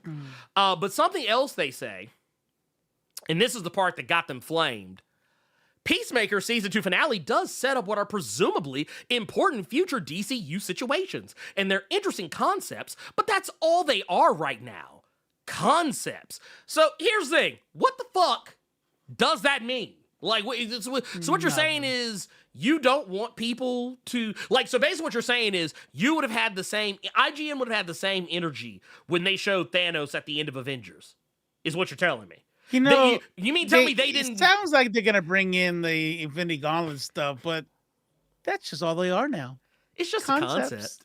It's just a concept. And I actually loved, I loved how people responded. They're like, well, yeah, it's called building. You're building. Like, okay, I get it. Because I'm gonna promise you right now, the people that get to review these shows, they don't keep up with stuff. So because the same shit happened with Penguin. IGN was the same one that was notorious for how they shit talked Penguin. And how, it just didn't happen. It wasn't bringing anything to the, it's like, get the fuck out of here. That show was lit. But the thing is, they're sitting here saying, oh, it's all it is. It's just a concept. But had they not set anything up, they'd be like, well, it was a good show, but it didn't really set up anything for the future. It's like, you can't win. And I'm going to promise you right now, the reason why this person probably felt lost is because they don't read comics. Therefore, the stuff that, like, to me, someone who has read the comics, I saw as soon as they said Salvation, I was like, you already knew what time it was. I was like, Salvation? I was like, wait. Dude, this is Darkseid. Because I don't know if y'all know this. Salvation Run is directly tied to Darkseid.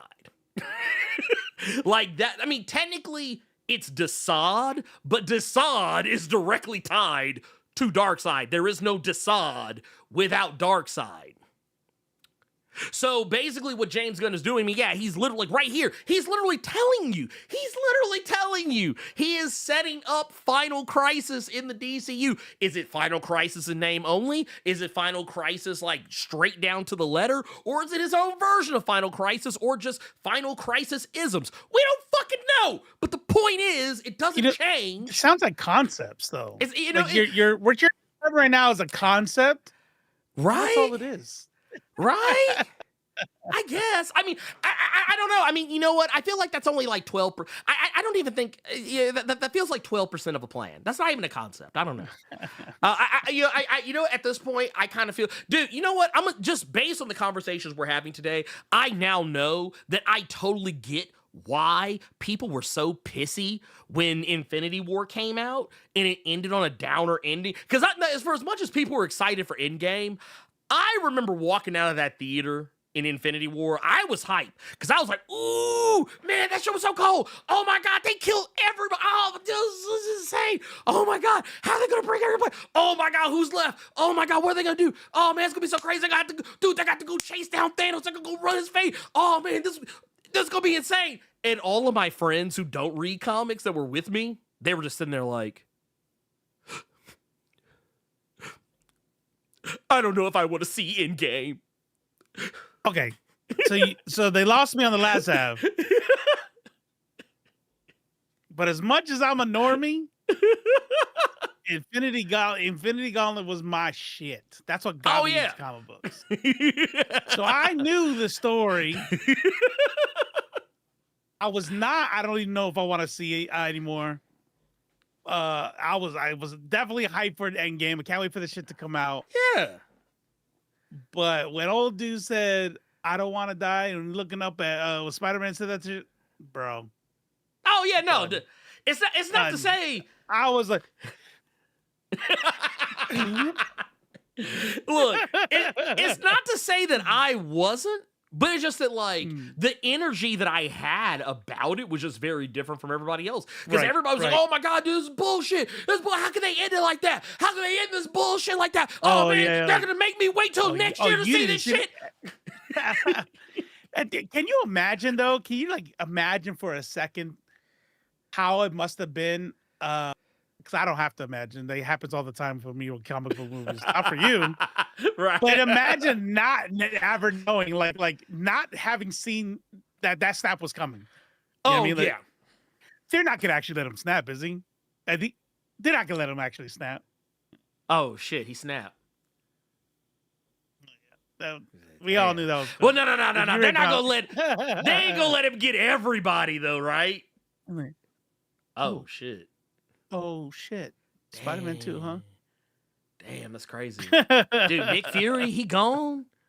Damn, they got Nick Fury, man. Damn, ooh, what about Black? Oh, look, he dropped the pager. Yeah, right. The galactic pager. Right. Look, a plot point that like was granted important, you know, in a sense to let you know like a Captain Marvel movie was coming, but was not a very important plot device like to that movie. Not at all. The way they made it seem like like zoomed in, like I guess they wanted the audience to be like, ooh. Actually, you know what? Oh, cool. No, you know what I loved about that? Everybody in the audience pretending they knew what it was. I was like, because first off, I knew about the stock of Captain Marvel at the time that movie came out. I was like, none of these motherfuckers in here know what that symbol means. I'm gonna tell you right now. I thought for sure, I was like, oh shit, this is me. Oh shit, Nova Corps coming. Okay. Oh no, because I was a motherfucker. I was like, oh shit, the Star of Hala. That was me. That was my black ass. You knew exactly what it was. wait. Nah, this right here about took me out. Oh shit, they're calling the X-Men.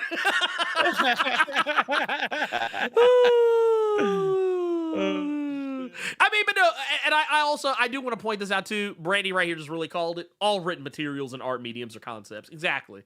Facts. Who wants to fight us on this? She said something earlier where she's like, I didn't know it, Salvation was same. Earth X, same. Yeah. I just watched these shits. I don't understand how people, like, you know, because you said, you know, like, you could tell you don't know the story.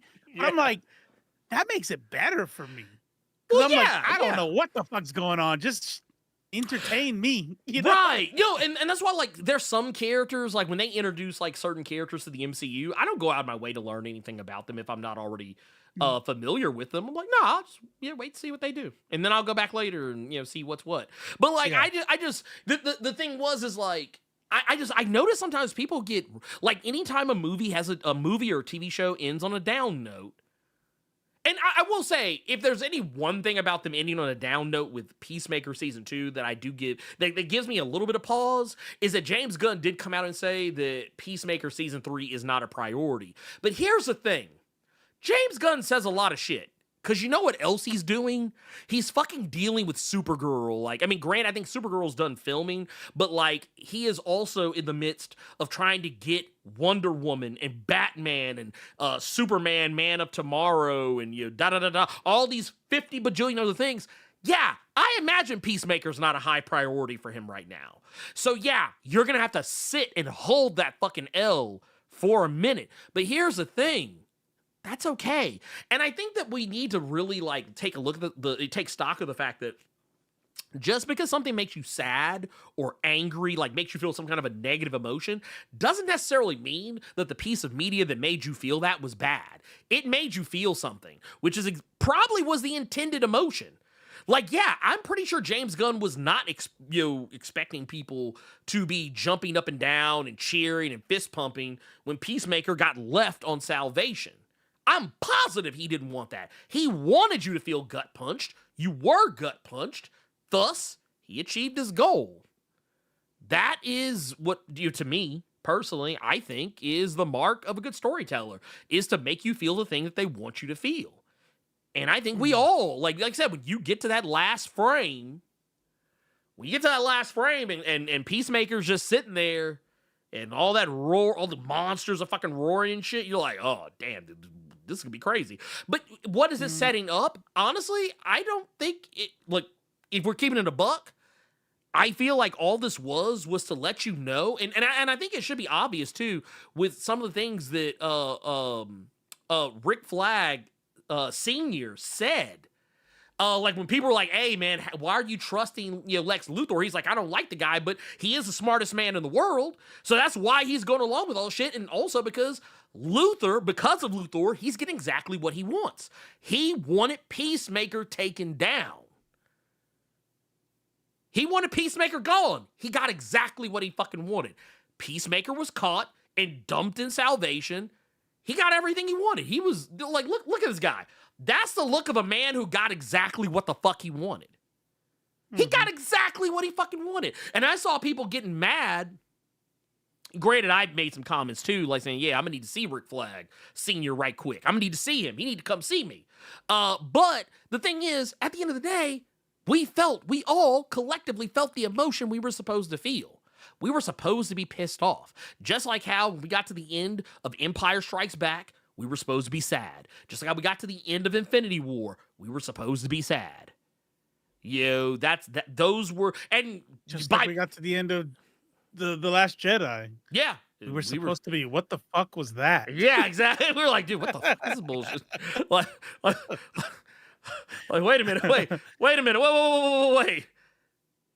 I don't know if I like what just happened here.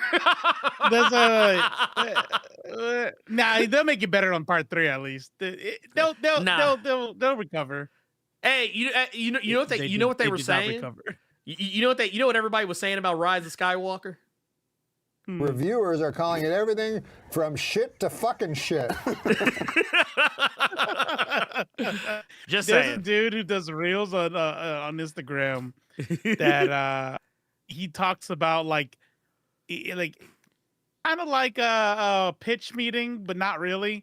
He's like two friends, and he's just talking to himself. He plays both parts, and he's like, "No, listen. What if we said it?" Oh yeah, I know you're talking about. Yeah. And he's so funny because like there's even things in there that I didn't even think about that are like, yeah, that was stupid, wasn't it? Yeah, it's like, dude, what the fuck was this? Yeah, this shit was so dumb. Here's Hope got one for you. Oh, what's up? Super chat. Ooh, let's talk about some Gen V. Ooh, Gen V. So right here, we got one here. Oh shit. Actually, did we here? Boom. Let's get this one right quick. Gearless Mo back again. Says, I'm convinced that those other content creators, quotey fingers, you got to put them in quotes. You got to put them in quotes. They're just quotey fingers, content creators. Just love creating content that sparks rage or weaponized discord. But you are right. They aren't fans or read the text like the fans. Can't wait to see all the new content. Yeah, wink. Which, by the way, thank you again for that. 1999. Dun, dun, dun, dun, dun, dun, dun, dun, super chat. Here's the thing about Gen V. And I think we called it here. 100%. Now, here's the mark of a show that knows how to manipulate its audience. What I mean by that is Gen V did something that I don't get very often. You were talking about how like you don't like calling things too early because like kind of you feel like you've spoiled it for yourself. I feel the same way sometimes, but what I really like is when a person is able, despite the fact that here's a perfect example. Good Boy. Crazy. I clocked the entire, and when I say entire, I mean literally the entire plot of Good Boy within the first 2 fucking minutes of the movie. Yep. Same. However, I feel like most people should have. That was like they just kind of like. To me, it was obvious. Going on. Yeah, same. Yeah. To me, it was hyper obvious. But I did encounter some people that didn't see it coming, or at least they didn't see it coming as quickly. Let me put it like that. Yeah. But for me, even though I saw that shit coming like 20 miles away, when the ending came along, I still cried. Something that you didn't know. Yeah, he added something. Well, no, because Maneater did call the ending too. Yeah, but I was nervous. Mm-hmm. You know, because remember the skeleton, right? And I was like, if that motherfucker doesn't, and then Maneater called it, and then I was like, I don't hear anything, and then I'm like, I was about to get it. No, we're about to go find the writer. We're about to fuck him up. Nah. Well, rewrite this movie. Well, no, the funny thing was, I actually knew that it wasn't going to happen the whole time because the guy said as much. The director said as much on social media. Oh, yeah, I knew it was not going to happen. I knew. But you know what it was, and no spoilers for sure. But what it was is I thought it was going to be, because I did already look it up and I knew that what you're getting at. But I thought it was going to be, it's going to be implied because it's just going to cut the credit to credits now, and then because it didn't happen on screen, then it still didn't happen. It's a cheat. It's a cheat. Mm-hmm. But no, it was fun. It was fun. It was no. Yeah.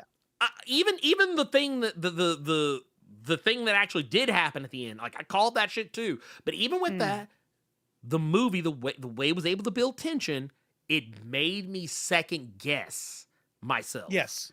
To where I was like, oh wait, maybe they're not doing. Maybe it's not what I thought it was. Oh, yeah, it is. Yeah. Wait, yeah. Is it?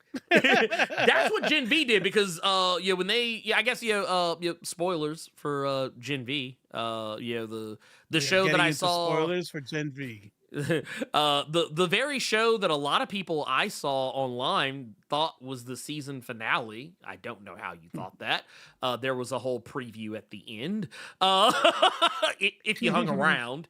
If you hung around, I guess, if you weren't already pissed off.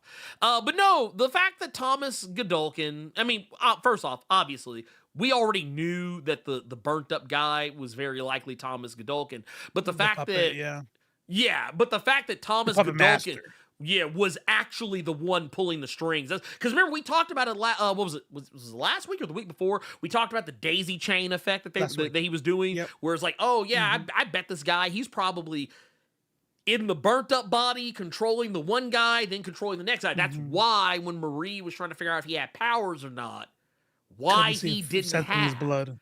Right. She's like, she could sense the Gen V in the blood. She didn't sense it in him. But I bet she would have sensed it in the burnt up guy. And come to find out, that's exactly what the fuck it was. Mr. Burned Up Man. Mr. Burned Up Man turned out to be none other than as we suspected, Thomas Godolkin. And he's on his apocalypse bag. Survival of the fittest. Going around literally asking some of the soups on the campus, hey, what's your power? Oh, you can turn your big toe into an opposable thumb? Oh yeah, you got to Chunky go. so. Yeah, you got to go. Get up out of here. Like that shit was wild to me. That shit was wild. Like, dude, he literally just walked through. He was like, "Hey, man, what's your power?" Oh, you on that bullshit? Oh, okay, he's like, "All right, bet." He's like, I could turn my feet into hands. Well, actually, I could just make my big toe an opposable thumb. Like, Right. it was a stupid power that he somehow made even more stupid. He somehow made it worse. He somehow made it worse. But no, and yes, Shadrick just said already, the assaults were self-deprecation. That was something that I was thinking about because when he was beating he was beating up the burnt guy, I was like, and also when he was looking at himself, when he was getting jiggy with Sage, with Sage or whatever, I was like, dude, yeah, I was like, I bet this is the way he kind of like mocks himself, like this is a shame thing. He was getting cucked. That was a cuck session right there. Yeah, 100%. 100%. Yeah. And the thing is, I think, like I said, personally, I saw it coming, but I encountered a lot of people today and yesterday who did not. Good point, Will the Greatest. Yeah, good point. That is a clear cut essay. Like you can't. Yeah. Like I have my like Wonder Woman 84 reality warping thing. Like I could do that. Right? It was a wish. It's like, yeah, but man. This is nothing. There's no denying it. Nah. That was because once again, this guy, as he says, he's like, hey, I'm not him. Guy's been using my fucking body. Dude's been like abusing me basically. He's like, dude, get me the fuck out of here. Like, and what's our girl's name that could switch between the boy and the girl? By gender. Yeah. Whatever her name is. Yeah. It's one of those like neutral. Anyways, what did she say when he was controlling her in the ring? He said no. She said Jordan. No. Yes. Jordan. That's right. Yeah. She goes, I was there the whole time. I experienced everything, and I just couldn't do anything about it. Right. That means that dude for that entire time was just sitting there the entire fucking time being controlled and being completely conscious about it. And remember, he was present when Marie was born. Damn.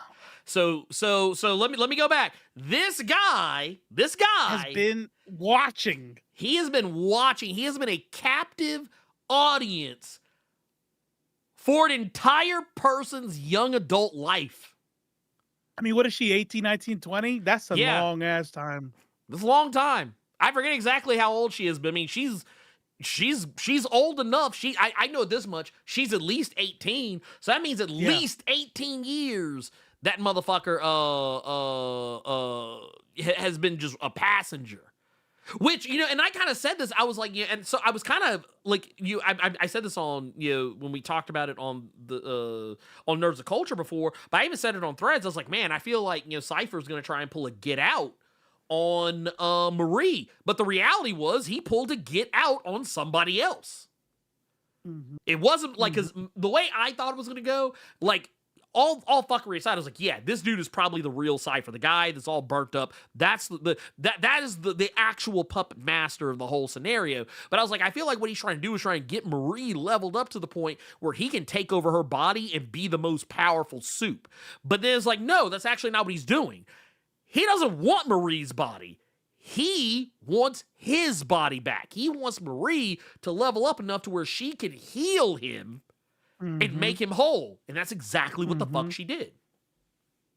Bird Nerd, with her only being 18, even if he was like, because he didn't seem like older than 30, which means that he was like, he'd be in his 50s now, just like Cypher, the puppet Cypher, you know what I mean, wasn't that much older, and he was there for her birth. So that's why they gave him gray hair and shit. So I think they're trying to like have us believe that he's in his 50s, and then you have the skin regeneration shit. Yeah. The lotion that was always getting put on his skin and all that stuff for the burns.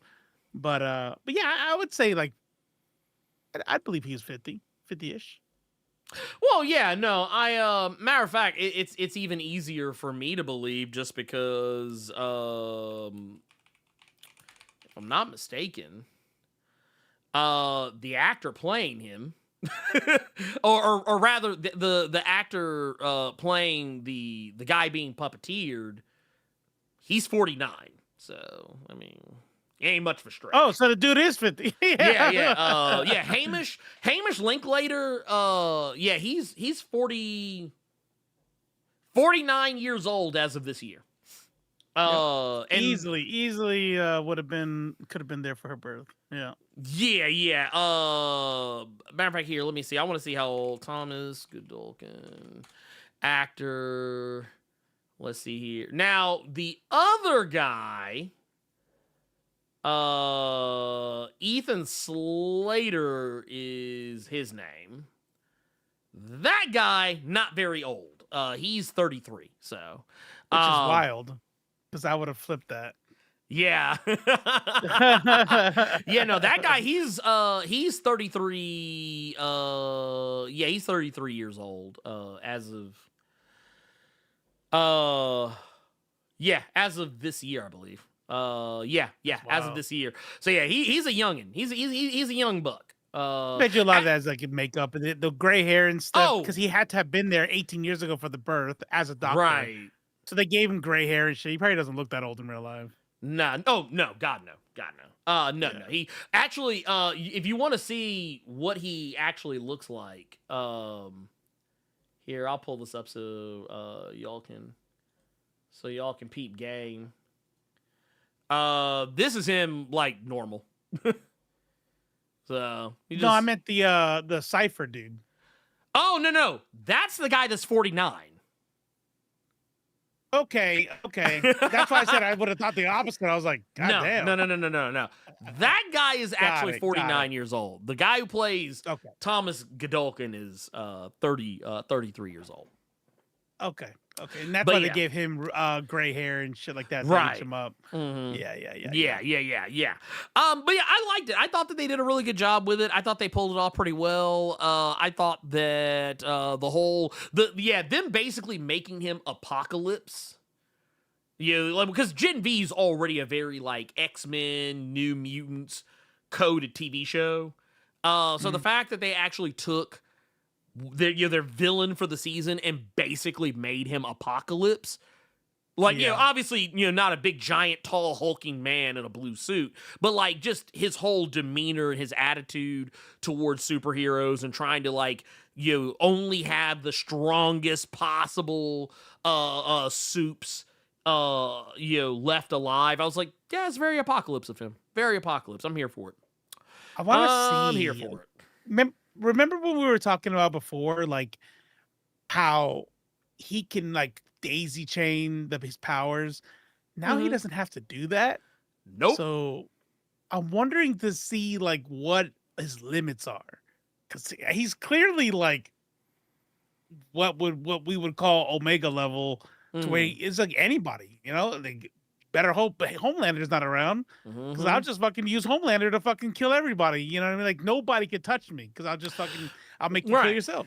And the only person who could really resist his power was Polarity. Oh, that was the only person, and that's only because Polarity's power was electromagnetism. That's the only reason why. It didn't have anything to do with force of will or any of that shit. It was just and it was also, this was really cute and lets me know that the people writing the show actually like read X-Men comics, or at the very least are science minded, because I don't know if a lot of y'all know this, but the reason why telepaths have a very difficult time trying to psychically manipulate Storm is for the same fucking reason.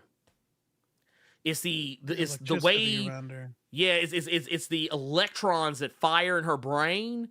They don't fire the same way everybody else's does. So like it basically makes her immune to psychic manipulation. Like, yeah, she can be spoken to, but like you're not gonna have a very easy time controlling her, especially now that she's like at the height of her power. So I mean, that this is actually stuff that has been put to text in comics very recently,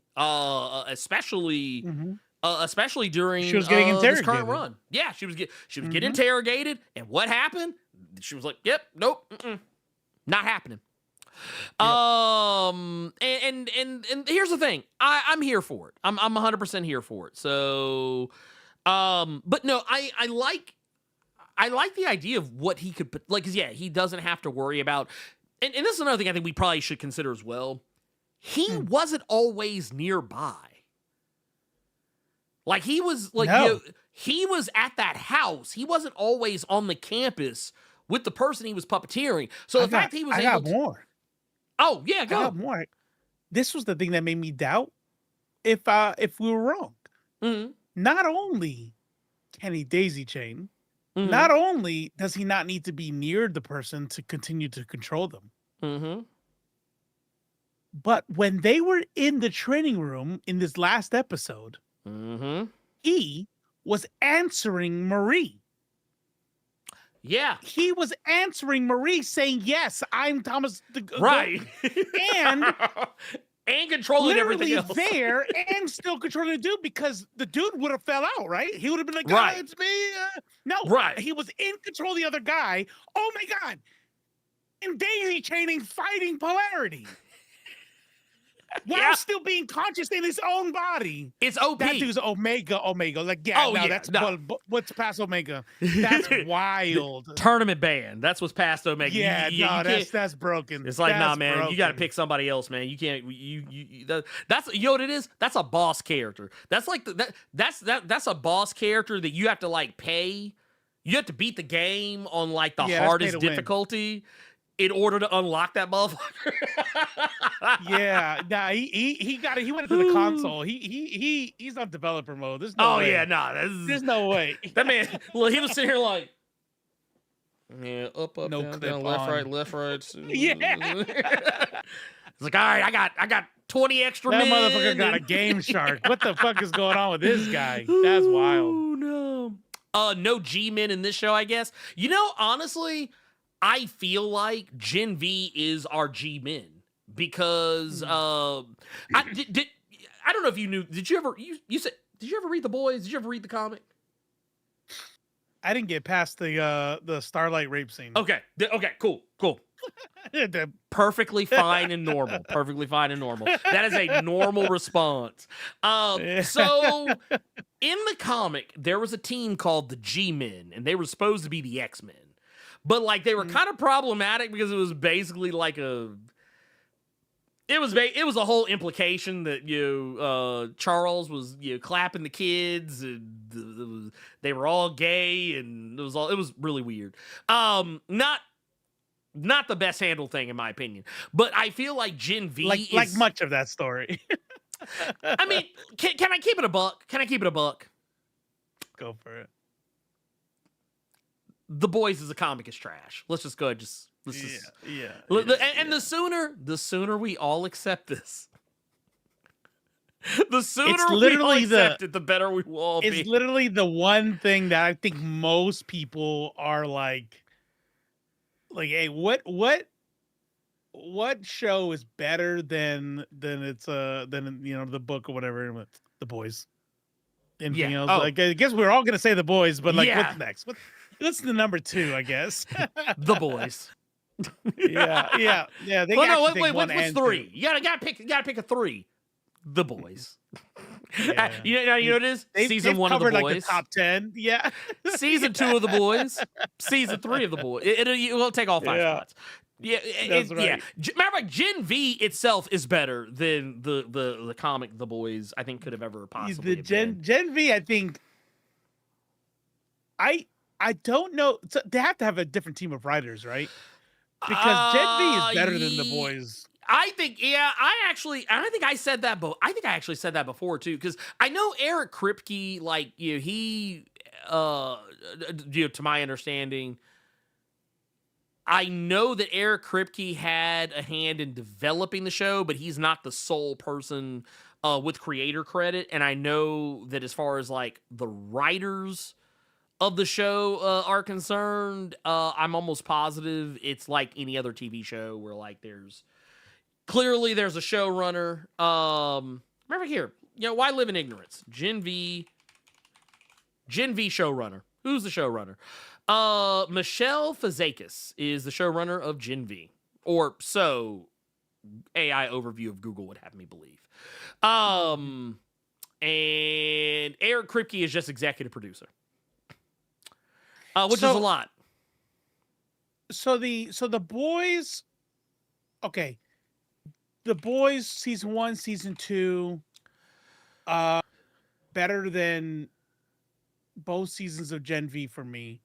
But what I mean by Gen V's better is Gen V now is better than where the boys are now for me. Oh, yeah. Well, but, like, and that's season 1. It was like, that's S tier. Like, I loved season 1 so much. Well, yeah, like by the time Gen V came along, I was already enjoying Gen V more than I had been enjoying the boys up to that. Like at that particular point, I was like, okay, Gen V clearly knows what it is and has more like, because you know what it is? Gen V can do the same type of biting commentary that the boys is usually acclaimed for, but I feel like Gen V handles it way fucking better. Like, it's not as... It doesn't give you weird, like, shock value stuff, too. It's like, I still saw titties on Gen V, but it wasn't, like... Hell, weird. You even see some balls. You even see some cheeks. You see the whole dick and balls and cheeks and titties. The whole thing. It's just still... It's not... But the boys are like, yeah, look at this. This is a 20-foot penis. Which is like, insane to me, by the way. Yep. Yeah, I get it. It's like okay, cool. That's great. Can we not anymore? Can we not anymore? Can we please not anymore? I don't want to do this anymore. I don't want to do this anymore. I giggled the first time. You know who did that way fucking better? Was fucking Peacemaker. Yeah. Peacemaker did that. I was like, okay. All right, I see, and I want to like look at the boys and be like, you see, this is how you do it. It's crazy. It's crazy. We're seeing the whole kit and caboodle, but it just does something's different. It's something. It's a lot. Here's my thing. And I'll I will say that as far as Gen V season 2 as a whole goes,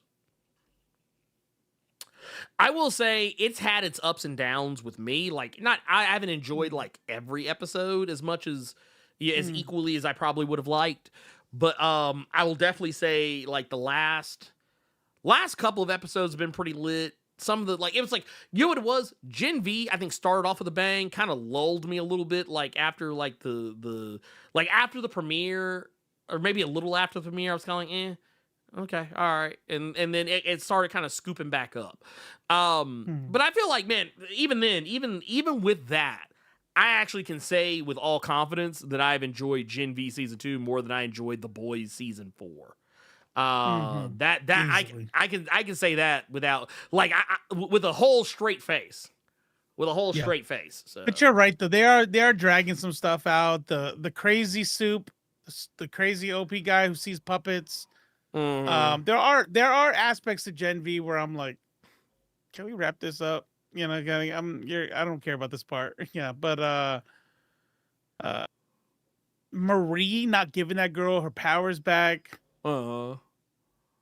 I don't know if white tears just work on me sometimes, but I thought that was kind of fucked up. I mean, it made sense because I mean, like, okay, yeah, even if you're right. Even if you look at her from like the standpoint that Maria's looking at, even then, I'm like, you know what? We're walking into the fucking lion's den. And yeah, I get it. I'm super stupid, OP powerful, but it would be a lot easier if I had someone else backing me up who also is pretty fucking powerful. And she is dangerous because, she could be bullshitting. But here's the thing. Yeah, a lot more to lose without her powers. Right. You like And honestly, you're going up against another telepath. So like, wouldn't I want my own telepath? Kind of. and you can turn her shit back off. Oh. Like if you can turn her shit back on, you can turn it back off. And if you can't, you could just kill her. Now, another thing I think that's important to note is that I'm going to go on a limb and say Marie's not going to be the one to turn her powers back on. I think she is going to will her powers back to working. Because they kind of said something that kind of, like when they were talking about how like, oh, yeah, you have to look internally and like, soups can control their own abilities. They just have to like, yeah. Basically, she's suffering performance anxiety is what I feel is what's actually happening. Because her powers, they work. They just like, it's like Spider-Man 2. It's like Spider-Man 2 all over again. When he's doing the waves. Like, oh shit, my web. It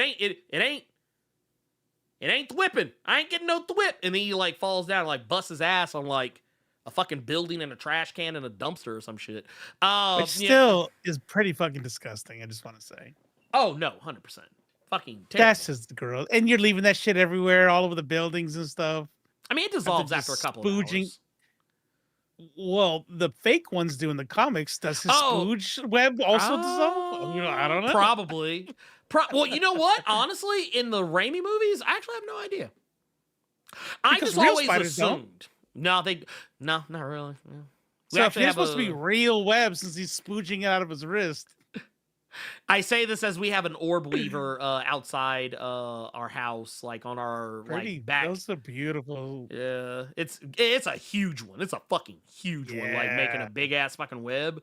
And I'm just like, every day I have to fight my inner instinct. I'm always like, because like it's one of those things where like it's right by like where, because sometimes the window blows, so that motherfucker be going like woo, woo, woo, woo, woo. And sometimes it comes out just enough where it might like get on me. Yeah, and I'm like, oh shit. Because generally speaking, I'm not scared of spiders, but like if one gets on me, I'm like, like a little one, whatever. But like a big ass one, like because when I say this thing is big, I'm talking about like its ass is like that fucking big.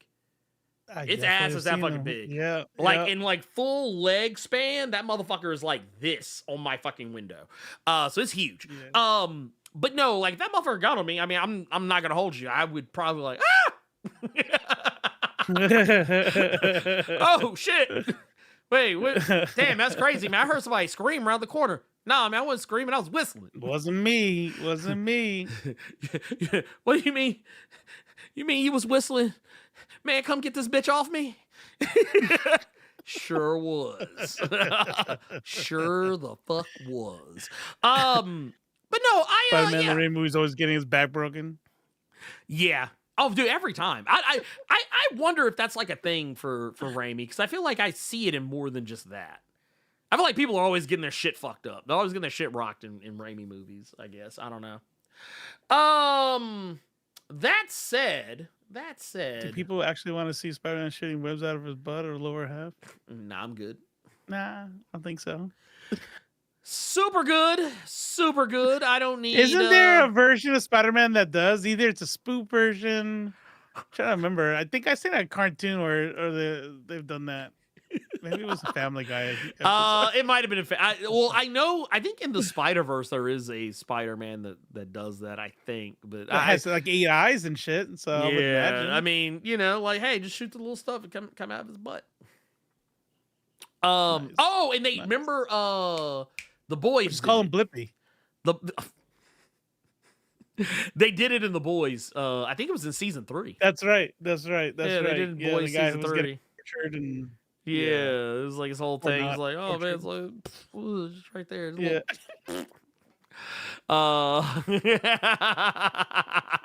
Yeah, don't call me. Don't call me, because I will be of no help. No, because my thing is I have a general rule. In my house, you got to go. Outside, you're straight. That's my general rule when it comes to spiders. My wife, Cynthia, she's way better about that shit. If she sees a spider in the house, she'll take it and put it outside. Yep. I'm not that kind. I'm like, no, zero tolerance. So check this out. What you got? I'm that person also. Mm-hmm. The get them outside, right? I try to get them outside. And then I read an article that said bad news for animal lovers.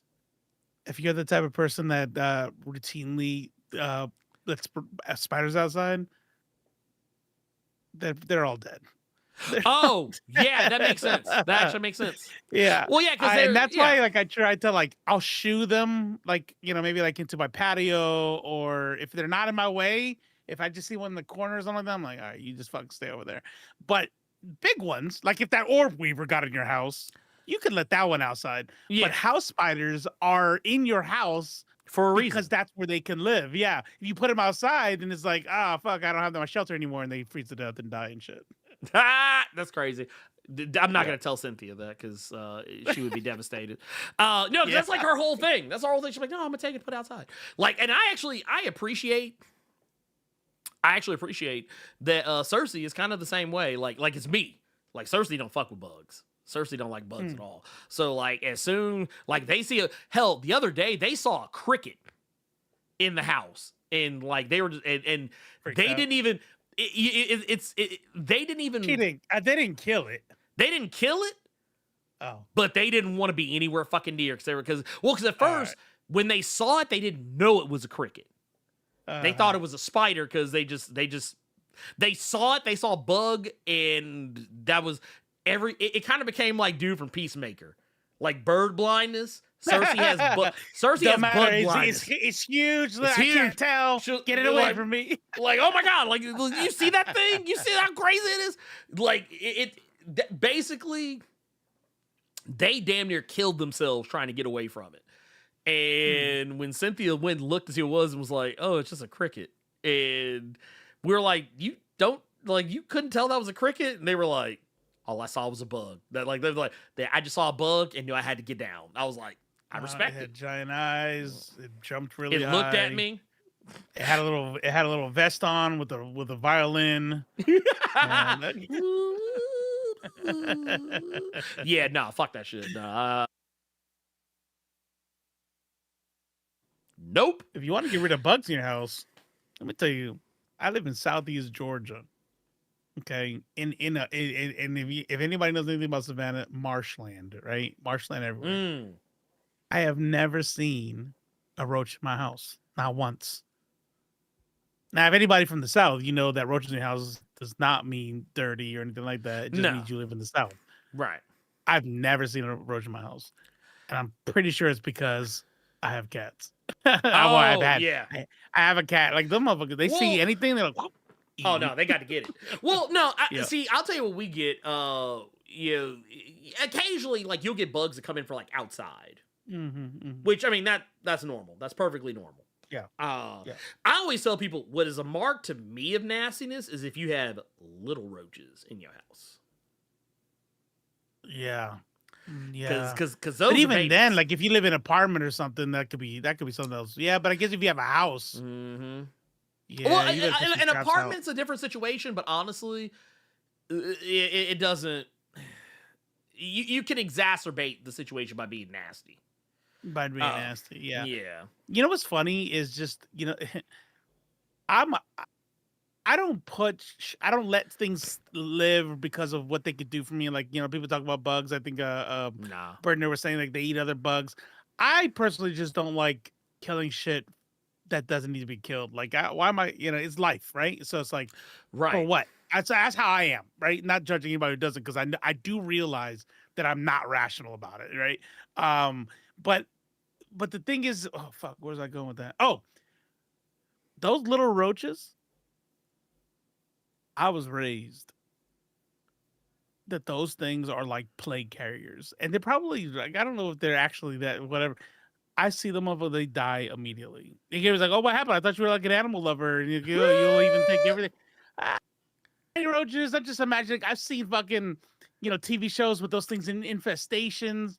I've seen them like whenever you throw trash out. Sometimes there's a whole infestation in your garbage can. You see them crawl everywhere. That shit makes me itch. One time I saw a reel. They're fucking cleaning somebody's ear out. Nope. And I'm like, I couldn't look away. I was like, what are they? Is it what? it was a fucking little one of those roaches, and it was trying to grab on and say, I'm like, fuck me, man. Like my whole body itched. Ugh. Oh, Ugh. yeah, I can't stand those fucking roaches. That's they're linked to asthma too. Yeah, there's something look. I can't do the little roaches. Nah, I'm good. I'm good. Get that shit out of my face. My chest can curl. Good Shit. boogly woogly. Earwigs. You know what's funny? I don't give a shit about earwigs. My daughter, she's like, that's disgusting. I'm like, why? I mean, I don't want them in my house. Like, I call them pincher bugs, but it's like, Oh, what? I mean, I don't know why I don't see them as roaches. I just see them as like things. I don't know. Like I sweep them outside, like whatever. My daughter's like, no, that's gross. no, I'm good. We don't play with that shit here. Nope. Nope. There's a reason why I never gotten jiggy with that one scene in The Wrath of Khan. No. No. Which one was it? Was it? Oh no, Was The there Wrath a of Khan. giant earwig? Yeah, they put an earwig. Oh in somebody's ear. yeah. That's right. That's right. That's right. Never again. Never again. That shit lived with me for the rest of my life. To this day, that scene lives rent free in my head, and is why Wrath of Khan is my least watched Star Trek movie. I Even- believe it. I Even believe among it. Star Trek movies, I think are bad. I still watch that one less. Nope. Too many bad memories of a relative's house cutting the lights on mid morning and seeing roaches, hundreds, bro. I would be homeless that day until I got back to my house. Dude, let me tell I you don't something. care. I can't live like that. I can't live like that. I will live in my Fuck, car. man. I would live in my fucking car Yeah, before I live like that. No, we're not staying here. No. We're not staying here. I love Look. you. This shit's nasty. Ooh, you know what? I don't want to talk about it because it's gonna make me. He said I never eat cereal there. Yeah, Can you imagine no, opening that. a cereal? Oh no. Oh no. Oh god, I don't want to say it. I don't want to say it because it's gonna make it fucking real. But no, fuck it. I remember a friend of mine. That motherfucker literally had a roach in his fucking milk jug. Stop it. Stop it. Dude. I was like, and it wasn't like no little, it was fucking big ass one. I was like, Look, one of those palmetto bug ones trying to swim and shit. Yeah, Fell inside. Oh, hell no. Nope. That's it. Whole jug's gone. I don't give a Oh fuck yeah, how no, much that been shit sold. goes out. They can make it like $20 a gallon. I don't care. Man, It's you done- it's gone. you just wasted $40 worth of milk. Yes, I did. Don't care. There was a roach in it. And here, and you know what? Yeah. I'll waste 40 more if I have to. That's right. That's right. But That's no, nasty. I will how about this? Let's do we have any Yeah. we probably got some I know we got a indie rec. Yeah, we got an indie rec, and I think we got some questions. We actually do. We got 2 questions in the thing. We'll answer those real quick. Do the indie rec, because I'm not going to hold you. I got steak waiting on me, so Ooh, I kind of want nice. to go do that. Lucky. So, I'm gonna make a pot pie. this guy with the pot pies. Chicken We pot got, pie. we got, speaking of, did you hear about that weird shit South Park did? What? Trump shit or something else? No. Like, apparently they stopped their most recent season at 5 episodes and premiered a whole new season. Like, so they were on season 27 when they came back. We're doing all like the Trump, Kristi Noem shit, Charlie Kirk shit. Now they're on season 28 already. They literally had just started season 27. It's fucking weird. Anyway, Sin Black says, did you guys play the Marvel Cosmic Invasion demo? It's pretty good. Yes, I did. I did actually play it. Did you get a chance to play it? No. Was it on PC or it sounds like a mobile game? It was on Steam. No, it was on Steam. Oh wow. Yeah, it was on Steam. I don't know if that would be Robo's cup of tea. I don't think it would be Robo's cup of tea because it's like What was oh yeah. it's an arcade like side scroller like beat 'em like Streets of Rage. Oh, kind of or- like it's like the Ninja Turtle one and Yeah. all that shit, right? Mhm. Yeah, Yep. yeah. So I can see myself like playing, having fun for a little bit, but I Mm. wouldn't get stuck. yeah, it was really fun. Also, especially when you realize that you can kind of break the game a little bit depending on what character you play. Like, sometimes they have like these holes and pitfalls. If you fall in them, if you play a character that can fly, you can just easily get around that shit. wow. Like, I was playing a storm and someone knocked me into a hole, and I was like, "Fuck, I'm about to die." And then like but at the same time, I kind of like frustrated, like hit a button by mistake. Came back up and out. And it was like, it was like I could see her head sticking out of the hole, and she was just like, She said, "Bitch, I'm Storm. let's keep fucking, I'm mistress of the god." You know what it was? It was like that shit in Superman. It was like, "I'm goddamn Mr. Terrific." That was basically what started. She's like, "I'm goddamn mistress of the elements." Goddamn it! What the fuck are you talking about? But so yeah, it was really good. I liked it a lot. I will say, Moda got one for you. oh, too. what do you got? Oh, everyone is gangsta till the road start. Bruh, okay. All right. When that shit hits you in the face, Bruh, okay. Real talk. I'm gonna keep it a buck with you. fuck Florida. Fuck Florida. Because Florida got those flying palmetto bugs and they dive bomb you right in your fucking face. Yes. And they don't give a fuck. No. Dude, I had one do it to me once, and I'm sorry. I was like, nah, bruh. Never again.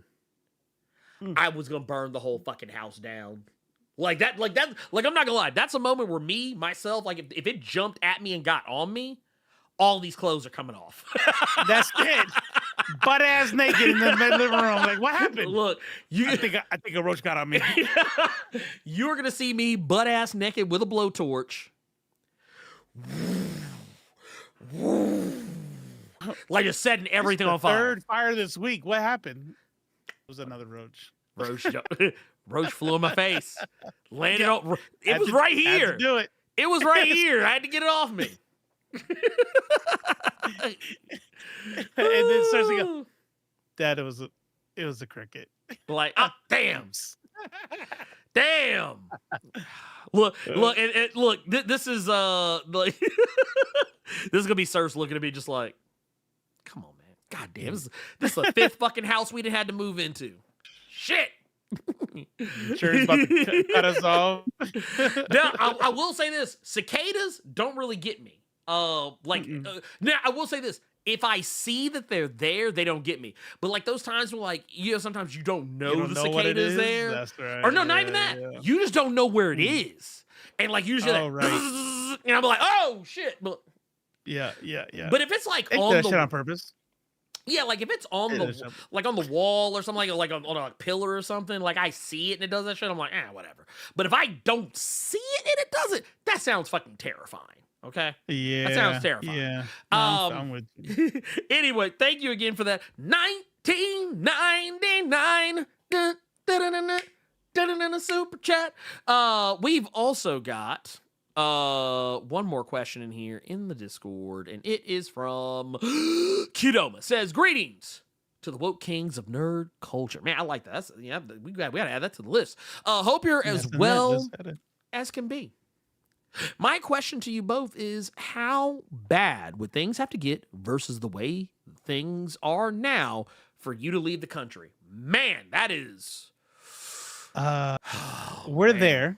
Yeah. So the question really has to be altered. And it goes, how bad would it have to be for you to leave the country even if you can't afford it? Oh, yeah, no, 100%. Because if I had the funds now, we would be gone. Just so you know. Oh, man. That's, yeah. Just so you know. That, and right now, honestly, any other country I could go, I don't know. Like, okay, case in point. I feel like it depends on who you are. Like, I feel like as a black person, I would probably have a difficult time finding another country to go to where I feel like I would be safer. There's a ton of dope countries in Ghana's dope. Mm-hmm. or is it Ghana, Uganda, Nigeria has dope ass places. There are black countries that are dope as fuck. Let me rephrase that. Mhm. As a black person going to another country that is not a country that already has its own set of problems. Because for as much as I love my motherland, Nigeria has its own set of problems right now. Of course. Well, also, I feel like, especially considering, like, because this is something that's kind of been on my mind a lot lately as well, is some of the things, and I can't speak to the validity of all of this, but some of the things I've heard about how LGBTQIA plus people are treated in certain parts of Africa, that would be like a big, like, okay, is my kid gonna be okay? Like, because they're a whole NB plus, more than likely, while it hasn't necessarily been something we've time to go to Canada, sat around and mused about. Pretty sure serves as either buy or pan. Take your pick. Just based on how they kind of talk about things around us. Yeah. Hell, they might even be They might even be ace for all we know. I actually wouldn't be surprised. But it's very difficult to peg down, like, just based on like a lot of like factors, like, places that where we're not going to be fucked with for being in an interracial marriage, or having an interracial or having a biracial child, or having a child that's like LGBTQIA plus, or having like like it's one of those things where it's like, man, I don't know. What's dope about your situation though is that you make your own money. I think if you had to find a job, that would definitely hurt things. Because even the best places in Africa are still exploited, right? So their job market sucks. Yes. Like Ghana or Kenya would be probably on top 2 that I would go to, but only because I get a retirement check. If where I have to go, I need to look for a job. Right. Yeah, the global south is probably not where I'm heading. Yeah. Also, anywhere with big roaches, I 100% agree. I'm not going anywhere with those big roaches. We're just not doing that. You go to the north. Got to go to the north. The great white north. See, I'm scared to go to places. And see, this is another thing. I'm scared to go to places like Japan, because I've talked to people who have lived in Japan who are black, and they have given me some very eye-opening stories about their times over there. I've heard, and the thing is, I've heard 3 types of stories about from the various and sundry. Like, it always boils down to one of 3 scenarios. Either it was a story about how Japanese people treated them negatively, how Japanese people fetishized them, or in some rare cases, how they were treated indifferently. Like, it was never like and I think that's the problem a lot of times, is sometimes when we're fetishized, sometimes we have, we have blinders onto that shit and don't realize we're being fetishized. But like, I'm not saying I know like a whole shit ton of black people who lived in Japan, but I know more than my fair share of Negroes who have spent some time in Japan, and they all tell me some variation of the 3 things. Like, it's always like, yeah, man, some guy called me a demon, or like a oni, or like a gorilla, or some shit. Like, he said, oh man, all the chicks, man, they fucking love me, man. I'm closing down women left and right because they just love black men. Like, it's like, okay, so you're being fetishized. And then in other cases, they're just treated as like, yeah, man, just get the fuck out of my way. We don't care. It's one of those deals, and that's anywhere really. I think when it comes to being black in whatever designate this earth is, I feel like you're going to be treated like that just about anywhere, unless you go to like a predominantly black country. Like, you go to Africa, like, but even then, I feel like you're a novelty there too, because people will probably be very, and I've seen this shit happen too, where like people who are black that move to Africa is like, oh yeah, it's not to say they're treated poorly, but it's like you are kind of treated as like, oh wow, you different. Well, there's something different, because we know that the African American is an ethnicity because of what happened during Yeah. the slave times, right? Yeah. So when you go over there, I think a lot of Black Americans expect a certain level of solidarity that you get from fellow Black Americans here. But over there, you're just like, you're not from my tribe, homie. Yeah. You know, Like, there's who are like you? 200. There's 200 different languages and 200 different tribes here. We're all Black. You're not from where I'm from, though. Right. You know? You like see, that's when they start playing the Kendrick Lamar. That's right. They're That's like, right. you ain't like That's us. right. Yeah. You do. Also, I will say, yes, we do fetishize Japanese people. I don't, but like I know people who do. It's so crazy to me when you go back and actually pay attention to Childish Gambino lyrics.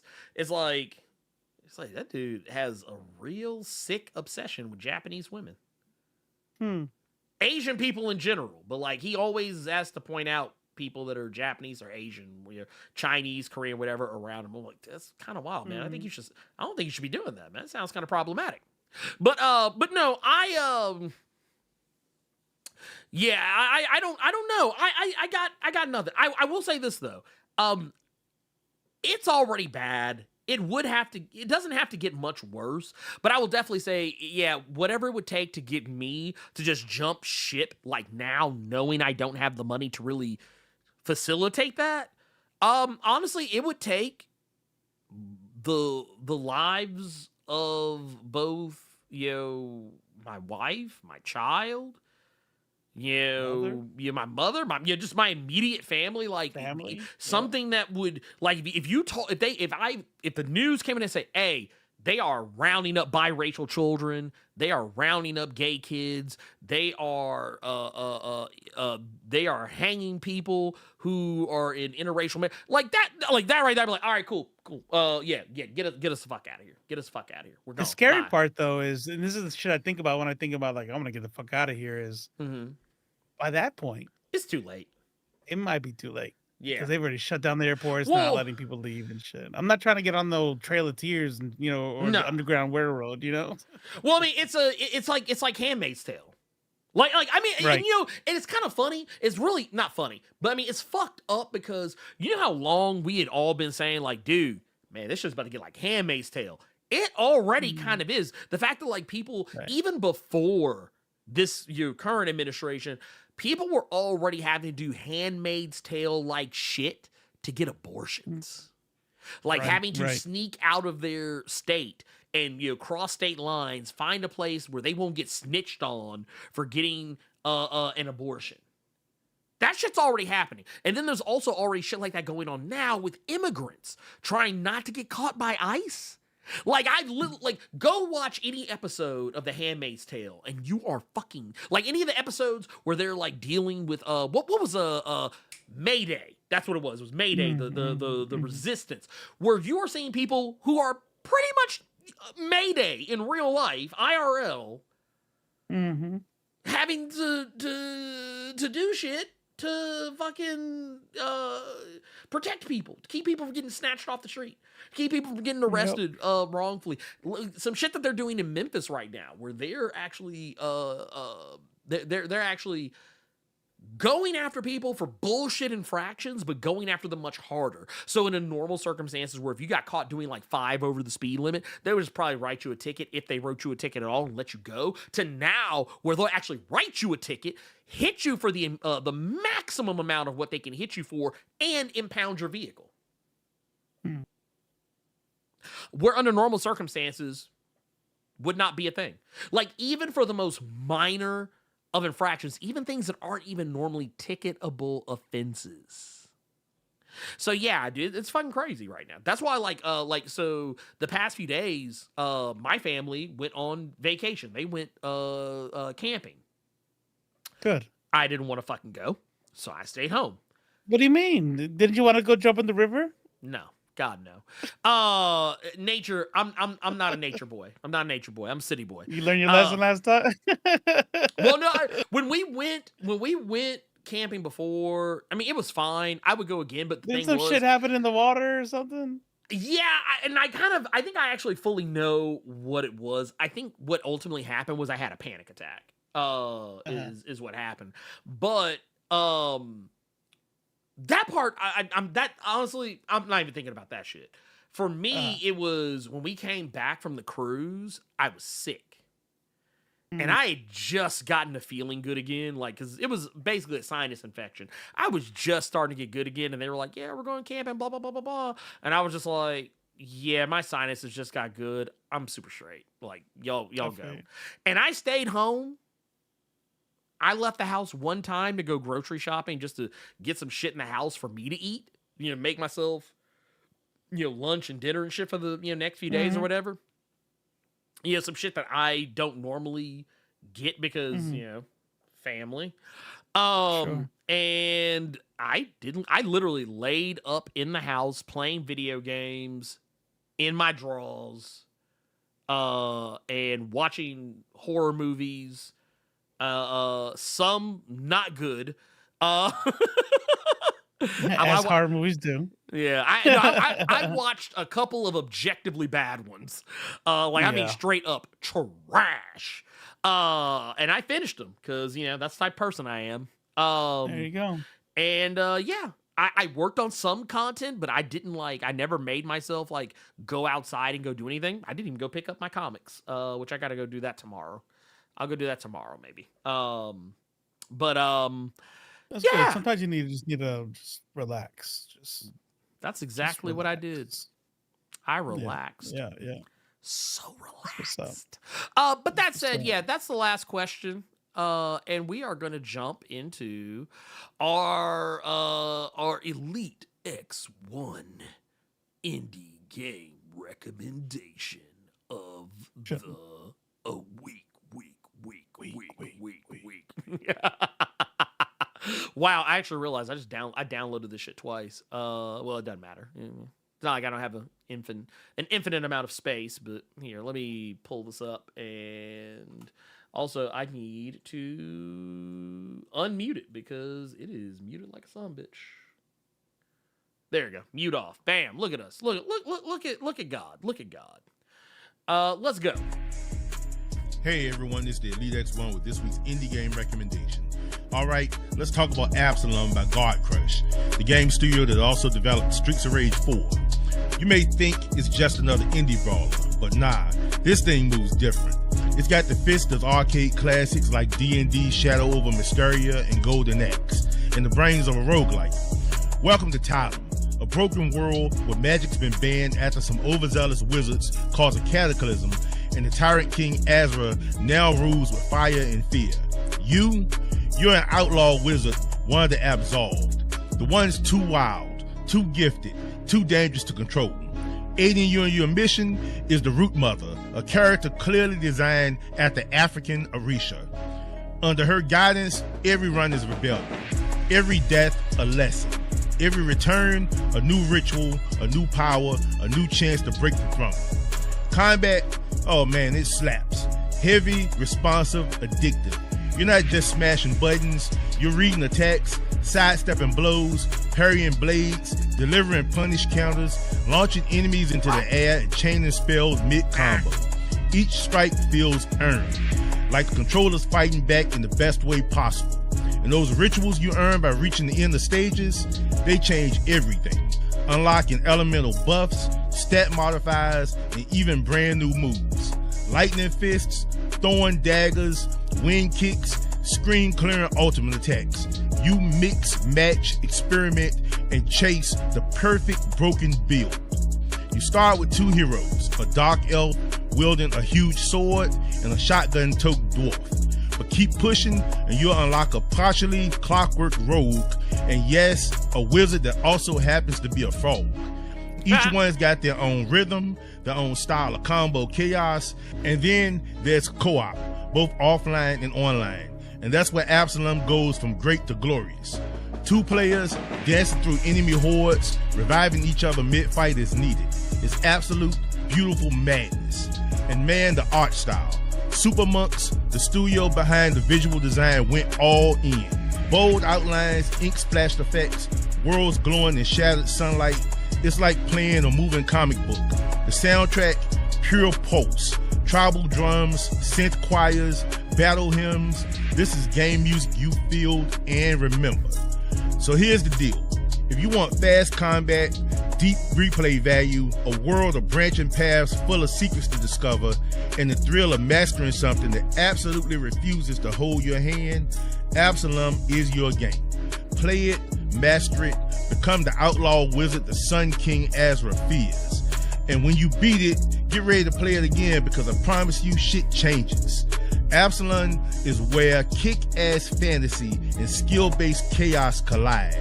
And just like his predecessor, Streets of Rage 4, it's a beat-em-up that is not only best in class, but it also redefines the genre. Love it. Love it, love it, love it, love it, love it. That's you play those games I want to play now. I'm like, damn, that's dope. Damn, that look crazy, man. Man, there's so many games. Like, I just beat Yote, just a couple of days ago, and I'm just like, bruh. Woo, man, that was a journey. That was a journey. So like, but now that I've done that, I'm actually focusing my efforts on Dying Light the Beast, which Jonathan Moda was, goodly enough to hook your boy up with. So I'm gonna finish that up, and then I'm going to maybe take a look at this Absalom because, like I said, there's lots of really cool stuff out right now. So I mean, there's lots of like, dude, shit. I don't know if did I ever tell you about even though I know it's got a little bit of controversy behind it. The Vampire the Masquerade Bloodlines 2 game is about to come out pretty soon, and so is Dispatch.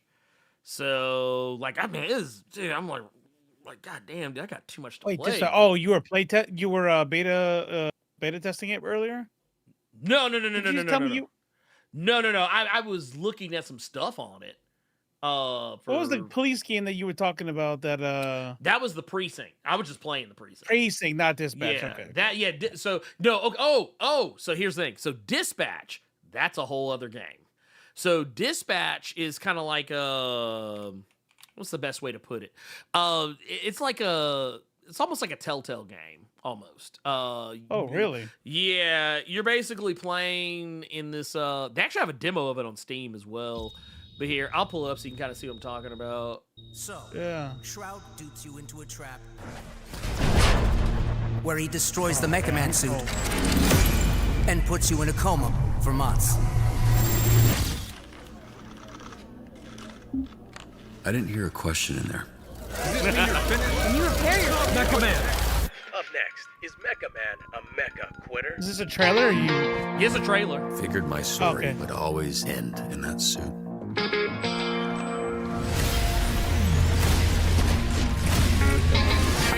It's time for you to accept that you don't got it anymore. Oh, it's by former Telltale developers? That makes sense. To help actual heroes. Now, get your flat ass off my bench. Looks like the Red Ring was behind this. No problemo. Can I get ice down here? Got it. I need you guys to focus. The ice? Heard the team scuffling at the May Red as well Ring. be. We are bound to bother them at some point. If you poke the hive, you're gonna have to fuck the queen. That's not how bees work. But if we kill the queen, we rot the hive. You would do that. Kill Shroud. I'm flying blind, can't see anything. Busy, look out! Oh, there it is, like Among Us. Yeah. You want to get people hurt? Get people killed? A real hero puts their ass on the line. Come on! Just be careful, kid. The answers are out there if you just listen to the wind.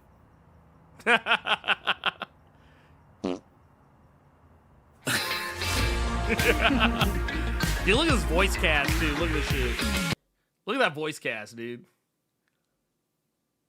Aaron Paul. I don't recognize anybody else. So you got Jeffrey Wright. That's okay. Yeah. Jeffrey Wright right there, man. Right That's there. a dude from Westworld, right? Yeah. Yep. Yeah, Westworld. You know, Voice Critical. I've seen everything that has ever happened, ever will happen, That ever sure could is, happen. I didn't even think about the. What the hell is this? But yeah, Why the Alana fuck is voice Pierce. critical in here? That's Oh, funny. there's lots of YouTubers on it because Jacksepticeye, Alana Pierce. You have Matt Mercer. You know who that is, don't you? Yeah, he does Critical Role. He's also okay. Yeah, he's also a voice actor. He does lots of shit. You got Travis Willingham, also another voice actor. Laura Bailey, same. They do like tons of video games and shit. It's lots of like, I'm not sure how I'm gonna feel about the gameplay of the game, like the core conceit of the gameplay, but I am interested to see what's going on with that. Like, but that's coming out on the 22nd. And then I think Bloodlines 2 comes out the same fucking day. No. It comes out the day before. So Dispatch and Bloodlines come out within 2 days of each other. And I'm gonna probably play both because even though I've heard some bad things about Bloodlines 2, but I've also heard some good things as well. They did walk back their DLC plans because they were originally about to like charge you for like 2 of the vampire clans. Like they were going to release them as paid DLC on the day of, but basically like the clans are part of the game. So it's kind of like, basically what you're saying is, fuck me if I want to play one of these 2 clans. I'm gonna have to pay you extra money, but they caught so much flack for it that they did away with it. So you actually have them available. But yeah, I'm looking forward to that. Because I really want to play as a Lasombra, because I think this will be the first time you'll actually be able to play a Lasombra in the. I mean, granted, there's only been like the one game before, but this is like one where they're actually going to let you play as a clan they don't normally let you play as. Because they're usually in the bad guy group. So getting to play as a Lasombra is going to be cool. So we'll see, but I'm here for it. And dude, there was something else I think that's coming out this month as well. What else? You know, fuck it. Why are we? There was something. Here, let's see. Video. Battlefield 6. That came out. That's what it was. Wait, is it out or was it about to come out? I thought it. Oh no, yeah. I thought didn't it drop? I thought it dropped. It is out. It is out. You know why? Yeah. You know why I forgot? Because that fucking Mighty Keith video. That fucking Mighty Keith video where you talk about how motherfuckers were how Call of Duty was freaking out. And he's like, oh man, you know what I mean? What kind of what's Battlefield doing? Man, they got. What was he said? They got over like a million concurrent users, and the guy was like, "Excuse me." He's like, I gotta watch that one. It was fucking good. It was so good. It was so good. I fucking loved it. What else is coming out? Moonlighter 2. That could be a little some.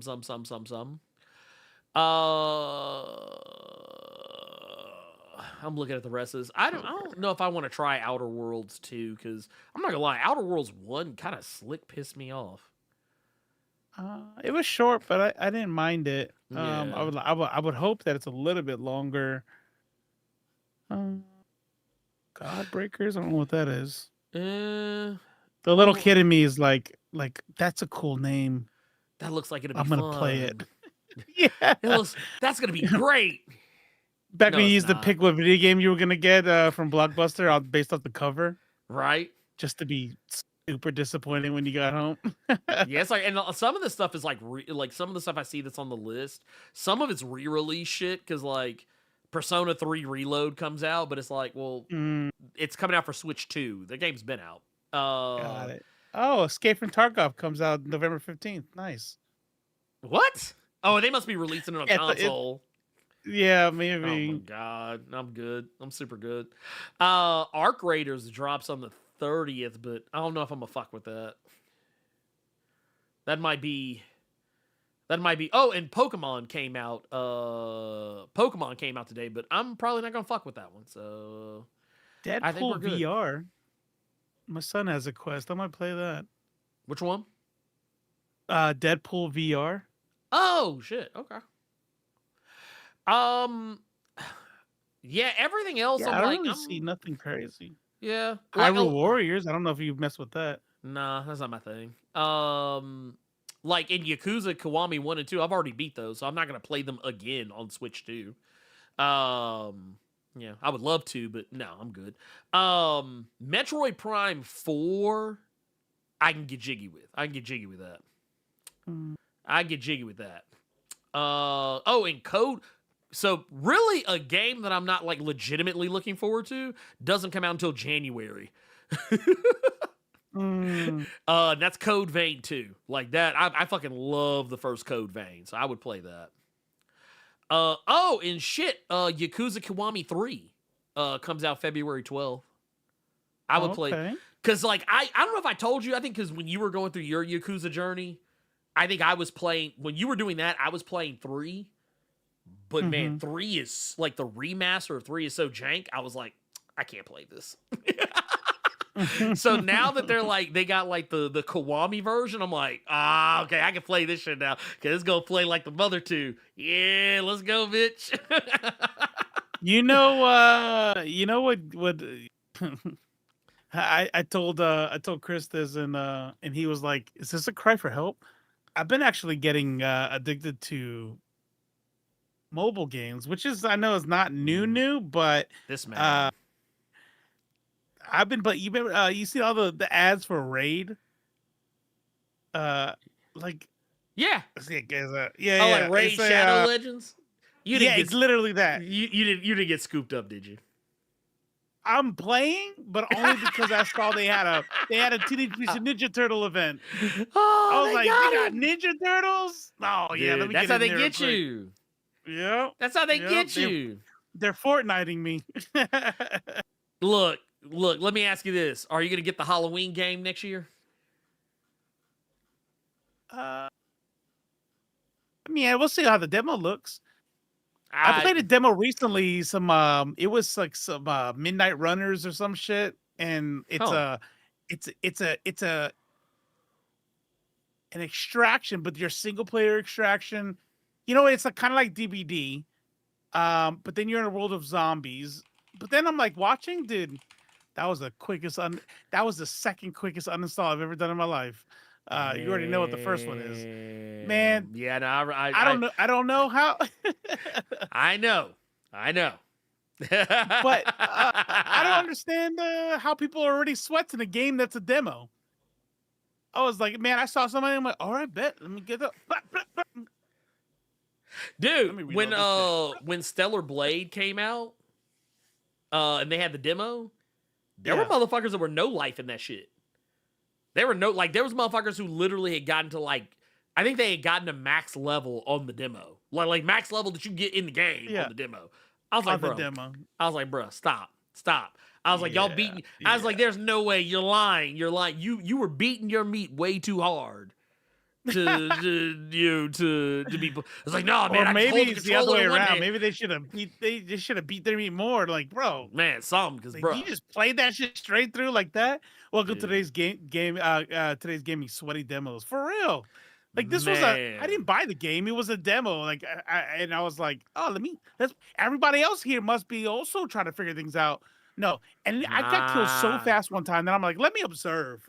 Let me watch this. And this motherfucker's out there like swinging around people and just fucking up people. I'm like, who are you? Shit! What is that game that's coming out? It's basically like GTA Online, but it's like anime. Oh man, here, let me see if I can find it. That sounds dope. GTA Online clone. Here we go. Let's see what was the name of that shit. Yeah, I forget the name of it, but it's like it's a. God damn, my ISO's like way up. When I put my camera back together, I think I messed up my ISO. Like a whole screen like lights up. Yeah, thank you, Elite. Ananta. Mm-hmm. Yeah, basically it's pretty much you swing around like Spider-Man. Mm-hmm. And you fight like Spider-Man, but you also like get guns and shit and drive, and it's supposed to be like it's basically GTA Online. That's basically what it is. And yeah, I don't like honestly, I'll probably end up playing that shit because it's gonna be free. It's open world, and I don't have to pay anything. So Oh, pre-register? Yeah, sure. I will actually click this and pre-register. Ooh. But yeah, dude, it's like when you see like how you how you not web swing around, it's like, bruh, y'all clearly lifted these assets from Spider-Man. Y'all Right? Is this another one of those where you can watch it? I'm like, okay, that's that game. That's this game. That's that game. But instead of being like what was that game? What's called Light of Motorum? Like, instead of being it where it's like, bruh, come on. Right. With this one, at least, it looks like they're trying to add just enough that's different where I can be like, okay, yeah, you're swinging around like Spider-Man, but it's not a character who looks like Light of Motorum. It was like, okay, first off, this world looks like Horizon. It looks like it plays like Horizon. The characters look like, it's like in this case, it's characters that look like fucking K-pop singers swinging around. Like, it's its own thing. Like, for as much as I make fun of it, it is a game I could see myself playing. Like, especially if it's fucking free. Like, if I don't have to pay anything. Said free GTA Online, but with anime, like, you said all the magic words. So, man, I'm in. Yeah. I do agree. Yeah, Seisai and RG credit rating. Yeah, because I probably will wind up paying for some shit. But like, yeah, I'm super good with that. Right, Jason? Shit. I have like a little side thing where I sell like B-roll videos for news, and I had to reset it back up. My ISO's way out. Look at this show. Wait, let's see. I gotta open up a window real quick. And, yeah, I saw it. It looked like you were about to walk into the white hot room every time you opened up dude, I'm not gonna lie, dude, your whole lighting situation just changed right there. I'm like, bro, what is this? What are you doing? Holy shit! You see like the dog hair on my shirt now. I'm like, bro, I honestly thought you opened the doorway to heaven. I was like, bro, what the fuck? No, I got a sunburn now. Oh, God damn. So, hey, are we going to upload our picture ID to GTA when it drops? If they want me to put my ID on the game, I just ain't playing GTA 6. Yeah, we just ain't doing Why? that. What is that? That's a story I haven't heard. What's going on there? So, basically... this was the thing. What, to prove you're an adult or what? Yeah, basically, I feel like there were a lot of stories going around saying that, like, you'd have to have, like, a government issue ID in order to play the game. It's not been stated by Rockstar. It's, like, a rumor that got passed around. But I can tell you right now, if it did turn out to be true, would not be my black ass doing it. I'd be like, well, that's so cool, man. I guess I'm gonna go over and play these other games that I can enjoy just as much as GTA fucking 6. I'm happy to play GTA 6. I'm like, oh, cool, GTA 6. But it's not a game to where I'm like, I will die if I don't get to play it. No. Okay. I can get FOMO about a lot of things. GTA will never be one of them. It's not. It's really not. Because I'll tell you right now, when everybody was like meat riding GTA 4, I didn't really care for GTA 4 all that much. GTA 5, well, everybody loves to meat ride GTA 5. I actually don't even think GTA 5 is all that great. Like, I think it's fine in parts. There's certain parts of the game I enjoy. There's other parts I do not care for. And GTA 6, while it looks like it's going to be a banger, I also know who makes the game. It's Rockstar. And if I'm lukewarm on all of their games, like the only GTA I've legitimately loved, last GTA was San Andreas. That was the last one I actually legitimately liked.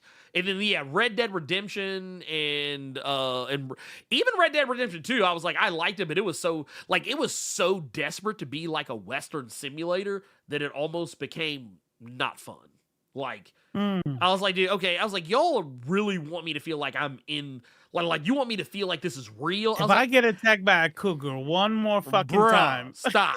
Like the only saving grace for Red Dead Redemption 2 was that I could kill Klansmen. That was it. Right. That was the only saving grace. Otherwise, I was like, man, fuck this game. Also, I could just go play Mafia 3 if I really want to, kill a bunch of like white supremacists. So there's also that. But yeah, I got nothing else, man. I got nothing else, man. Yeah. Same. I'll just say this. Get some food in. Yeah, I'm ready to go procure some food and go watch The Strangers Chapter 2 so I can be disappointed. Supposedly. Well, you will be. Yeah, I'm pretty sure I'll be.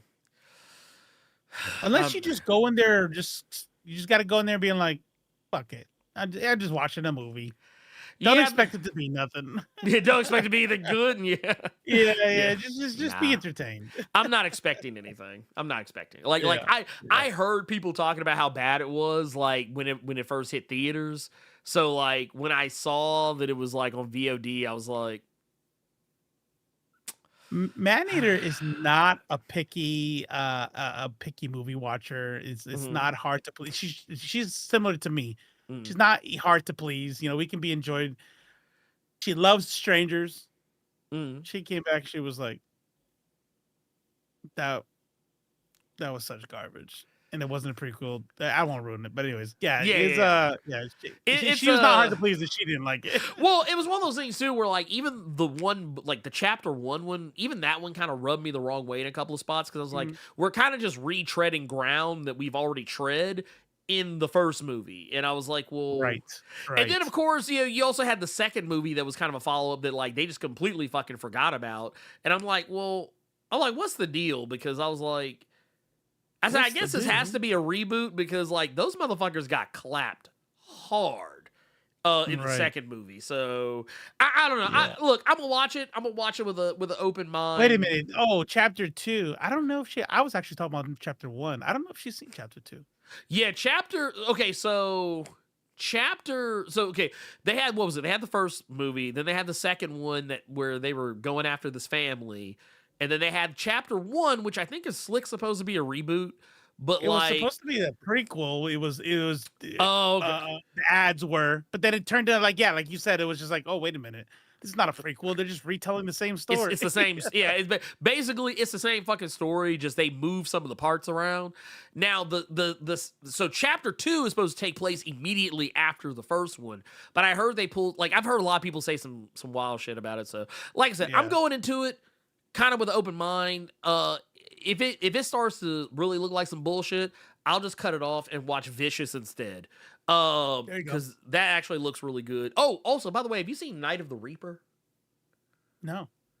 It's good. Very interesting movie. I think I enjoyed it. Like, it's one of those movies when it was over, horror? I wasn't sure how. Yeah, it's a horror movie. It's a horror movie. Oddly enough, the chick from I almost said it backwards. The chick from Gen V, the one who can mimic other people's powers. That actress plays the main character. Okay. But no tail. No tail. And can't mimic anybody's powers.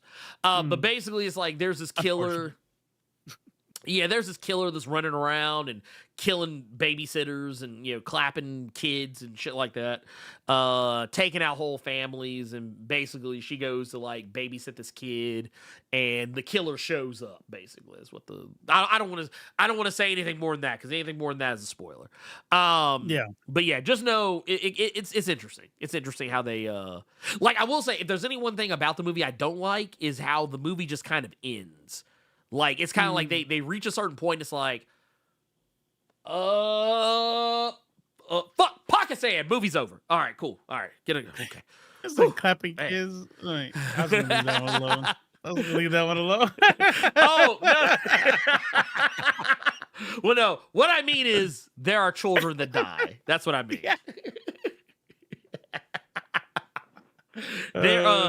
Basically, if you are a child in that movie, you are not safe.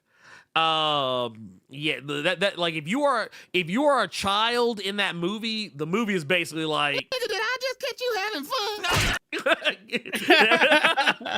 That's what the movie. That's what Coffee Table. That's another one. I actually have it on my list of things to watch. Actually, you know what? Maybe I'll watch that tonight, because that would probably be a more enjoyable watch. Coffee Table. Never seen that. It's I think it might be a Spanish language film. I think. Okay. I could be Okay. wrong. It's in the what's Hey, his Bird, face? thanks for coming through. Yeah, I noticed that you. Yeah. I don't see you as much anymore, but I'm glad you made We're it. glad you made it out. We Have a good night. appreciate Have a you. good night. Um, You ready to be depressed? It's in Spanish. yeah. Oh, yeah. Okay. Yeah. I'm about to say I thought it was. I like because that was kind of the Bootleg Friday. this motherfucker. Oh man. But yeah, All I know is that you just make sure you get what's the thing I use? Malware or something? Malware Bytes. Yes. I put Malware Bytes on. Put Oh yeah, I run that VPN shit all the on, time. and if it's not in the good place, movies 1, 2, 3. Let's go get it. Let's get that thing streaming. Look, cameras are just too good these days, man. Like when I saw it, I'm like, I don't watch theater ones. I was like, well, no, they've come up. They've come up. They have. Because well, I'll tell you after we get off stream. Anyway, right. thank you all. Thank you all so much for coming in and hanging out with us. This has been a good stream, and we'll obviously. Well, I don't know. Will we be back next week? Because I think you said you're going to be out of town or doing something here pretty soon, right? Soon. Next week. Wait. I'll tell you right now. 21st. Yeah, I will be gone. Okay, so and you say you're not going to be back until like the week after, right? Yeah, I'll be back by the next Thursday for sure. Okay, gotcha. I didn't because I remember you said like you weren't sure if it was going to be like both, one or both. So, next week, unless I can convince Cypher to jump on for like a one-off, we'll probably skip. We'll see. I'll reach out and ask him, see what he see what Halloween stream. That's what we're gonna do. Ooh. Let's get a costume. Oh, I got mine. Let's go. What I got mine. I'm gonna be Magneto. Okay. All right. I'll think of something. Well, it's like I literally have the helmet like right back there, and I was like, I said, this will be easy. And I got me a, like the little suit and tie and shit, or not suit and tie, but like the suit and like turtleneck. The Magneto is currently rocking. That's what I'm gonna wear. Right. I'm gonna be basically. I mean, minus the chair. This is basically gonna be my outfit. So. Bernard said Blerd suited up as Magnegro. Yeah, I mean, yes. Magnegro, yes. I actually might put that on like my little like, hi, my name is Magnegro. I don't know who I would be. Fuck. Maybe I'll see if they could buy a Wolverine mask. There you go, dude. I actually found some of those like really like some really like slick the Wolverine claws, and I found like a really good version of his like a wearable version of his mask that was really cool. And I also found so that was my choice. It was either gonna be Magneto or Doctor Doom, and I was like, well, I already have a legit Magneto mask. The Doctor Doom mask I have is cool, but it's not something like the one I currently have. But the mask doesn't have any nose holes. It's an oversight on the design of it. So it is uncomfortable as fuck to wear. And considering, like, Can you, like, poke some in there? Cut some in? I could, but it would probably not help the situation. It would probably make it uncomfortable in a different way. Got it. Like, Robo, not Doctor Strange. I thought about that. Doctor Strange takes a lot of accoutrements. Like, no, just get you a cape. Just get you a cape. Get you a blue shirt. Yeah, get you like a blue. Get you like a Eye of Agamotto. Yeah, get you some black pants. Maybe get you like some yellow work gloves. Some and kitchen, and just hold your hands gloves. like this. Yeah, hold your hands like this. Yeah, be like by the hoary host of Hogarth, and his dude, you're set. Yeah. The winds of Watoon, and that's it. That's all you gotta say. You just say some random bullshit, even though technically those are very specific things. It's not a goatee. It's just white right here. I don't do goatees. Oh no, man, you got to do one. You gotta see, you got the salt and pepper right there. So you just be like, boom, be done with it. But no, we are gonna get the fuck up out, and I was gonna say, stay tuned. Stay tuned for I got a couple of things that are on the way. We'll see how that we'll see how that goes. Hopefully have something out by tomorrow. I was being a little lazy today and yesterday. Since the fam came back, I was like, yeah, I'll spend some time with them. I haven't seen them in some days, so we'll do that instead. So yeah, I'll probably have something up tomorrow, most likely, and we'll be back Saturday, and yeah, that's all I got. I got nothing else. Anyway, Robo, you got anything you want to say before we get up out of here? No. Well, shit. I don't. Dude. I love you all. Go hydrate. Yeah, please Take your meds. hydrate. Also, Rick Flag Senior. We coming for you, nigga.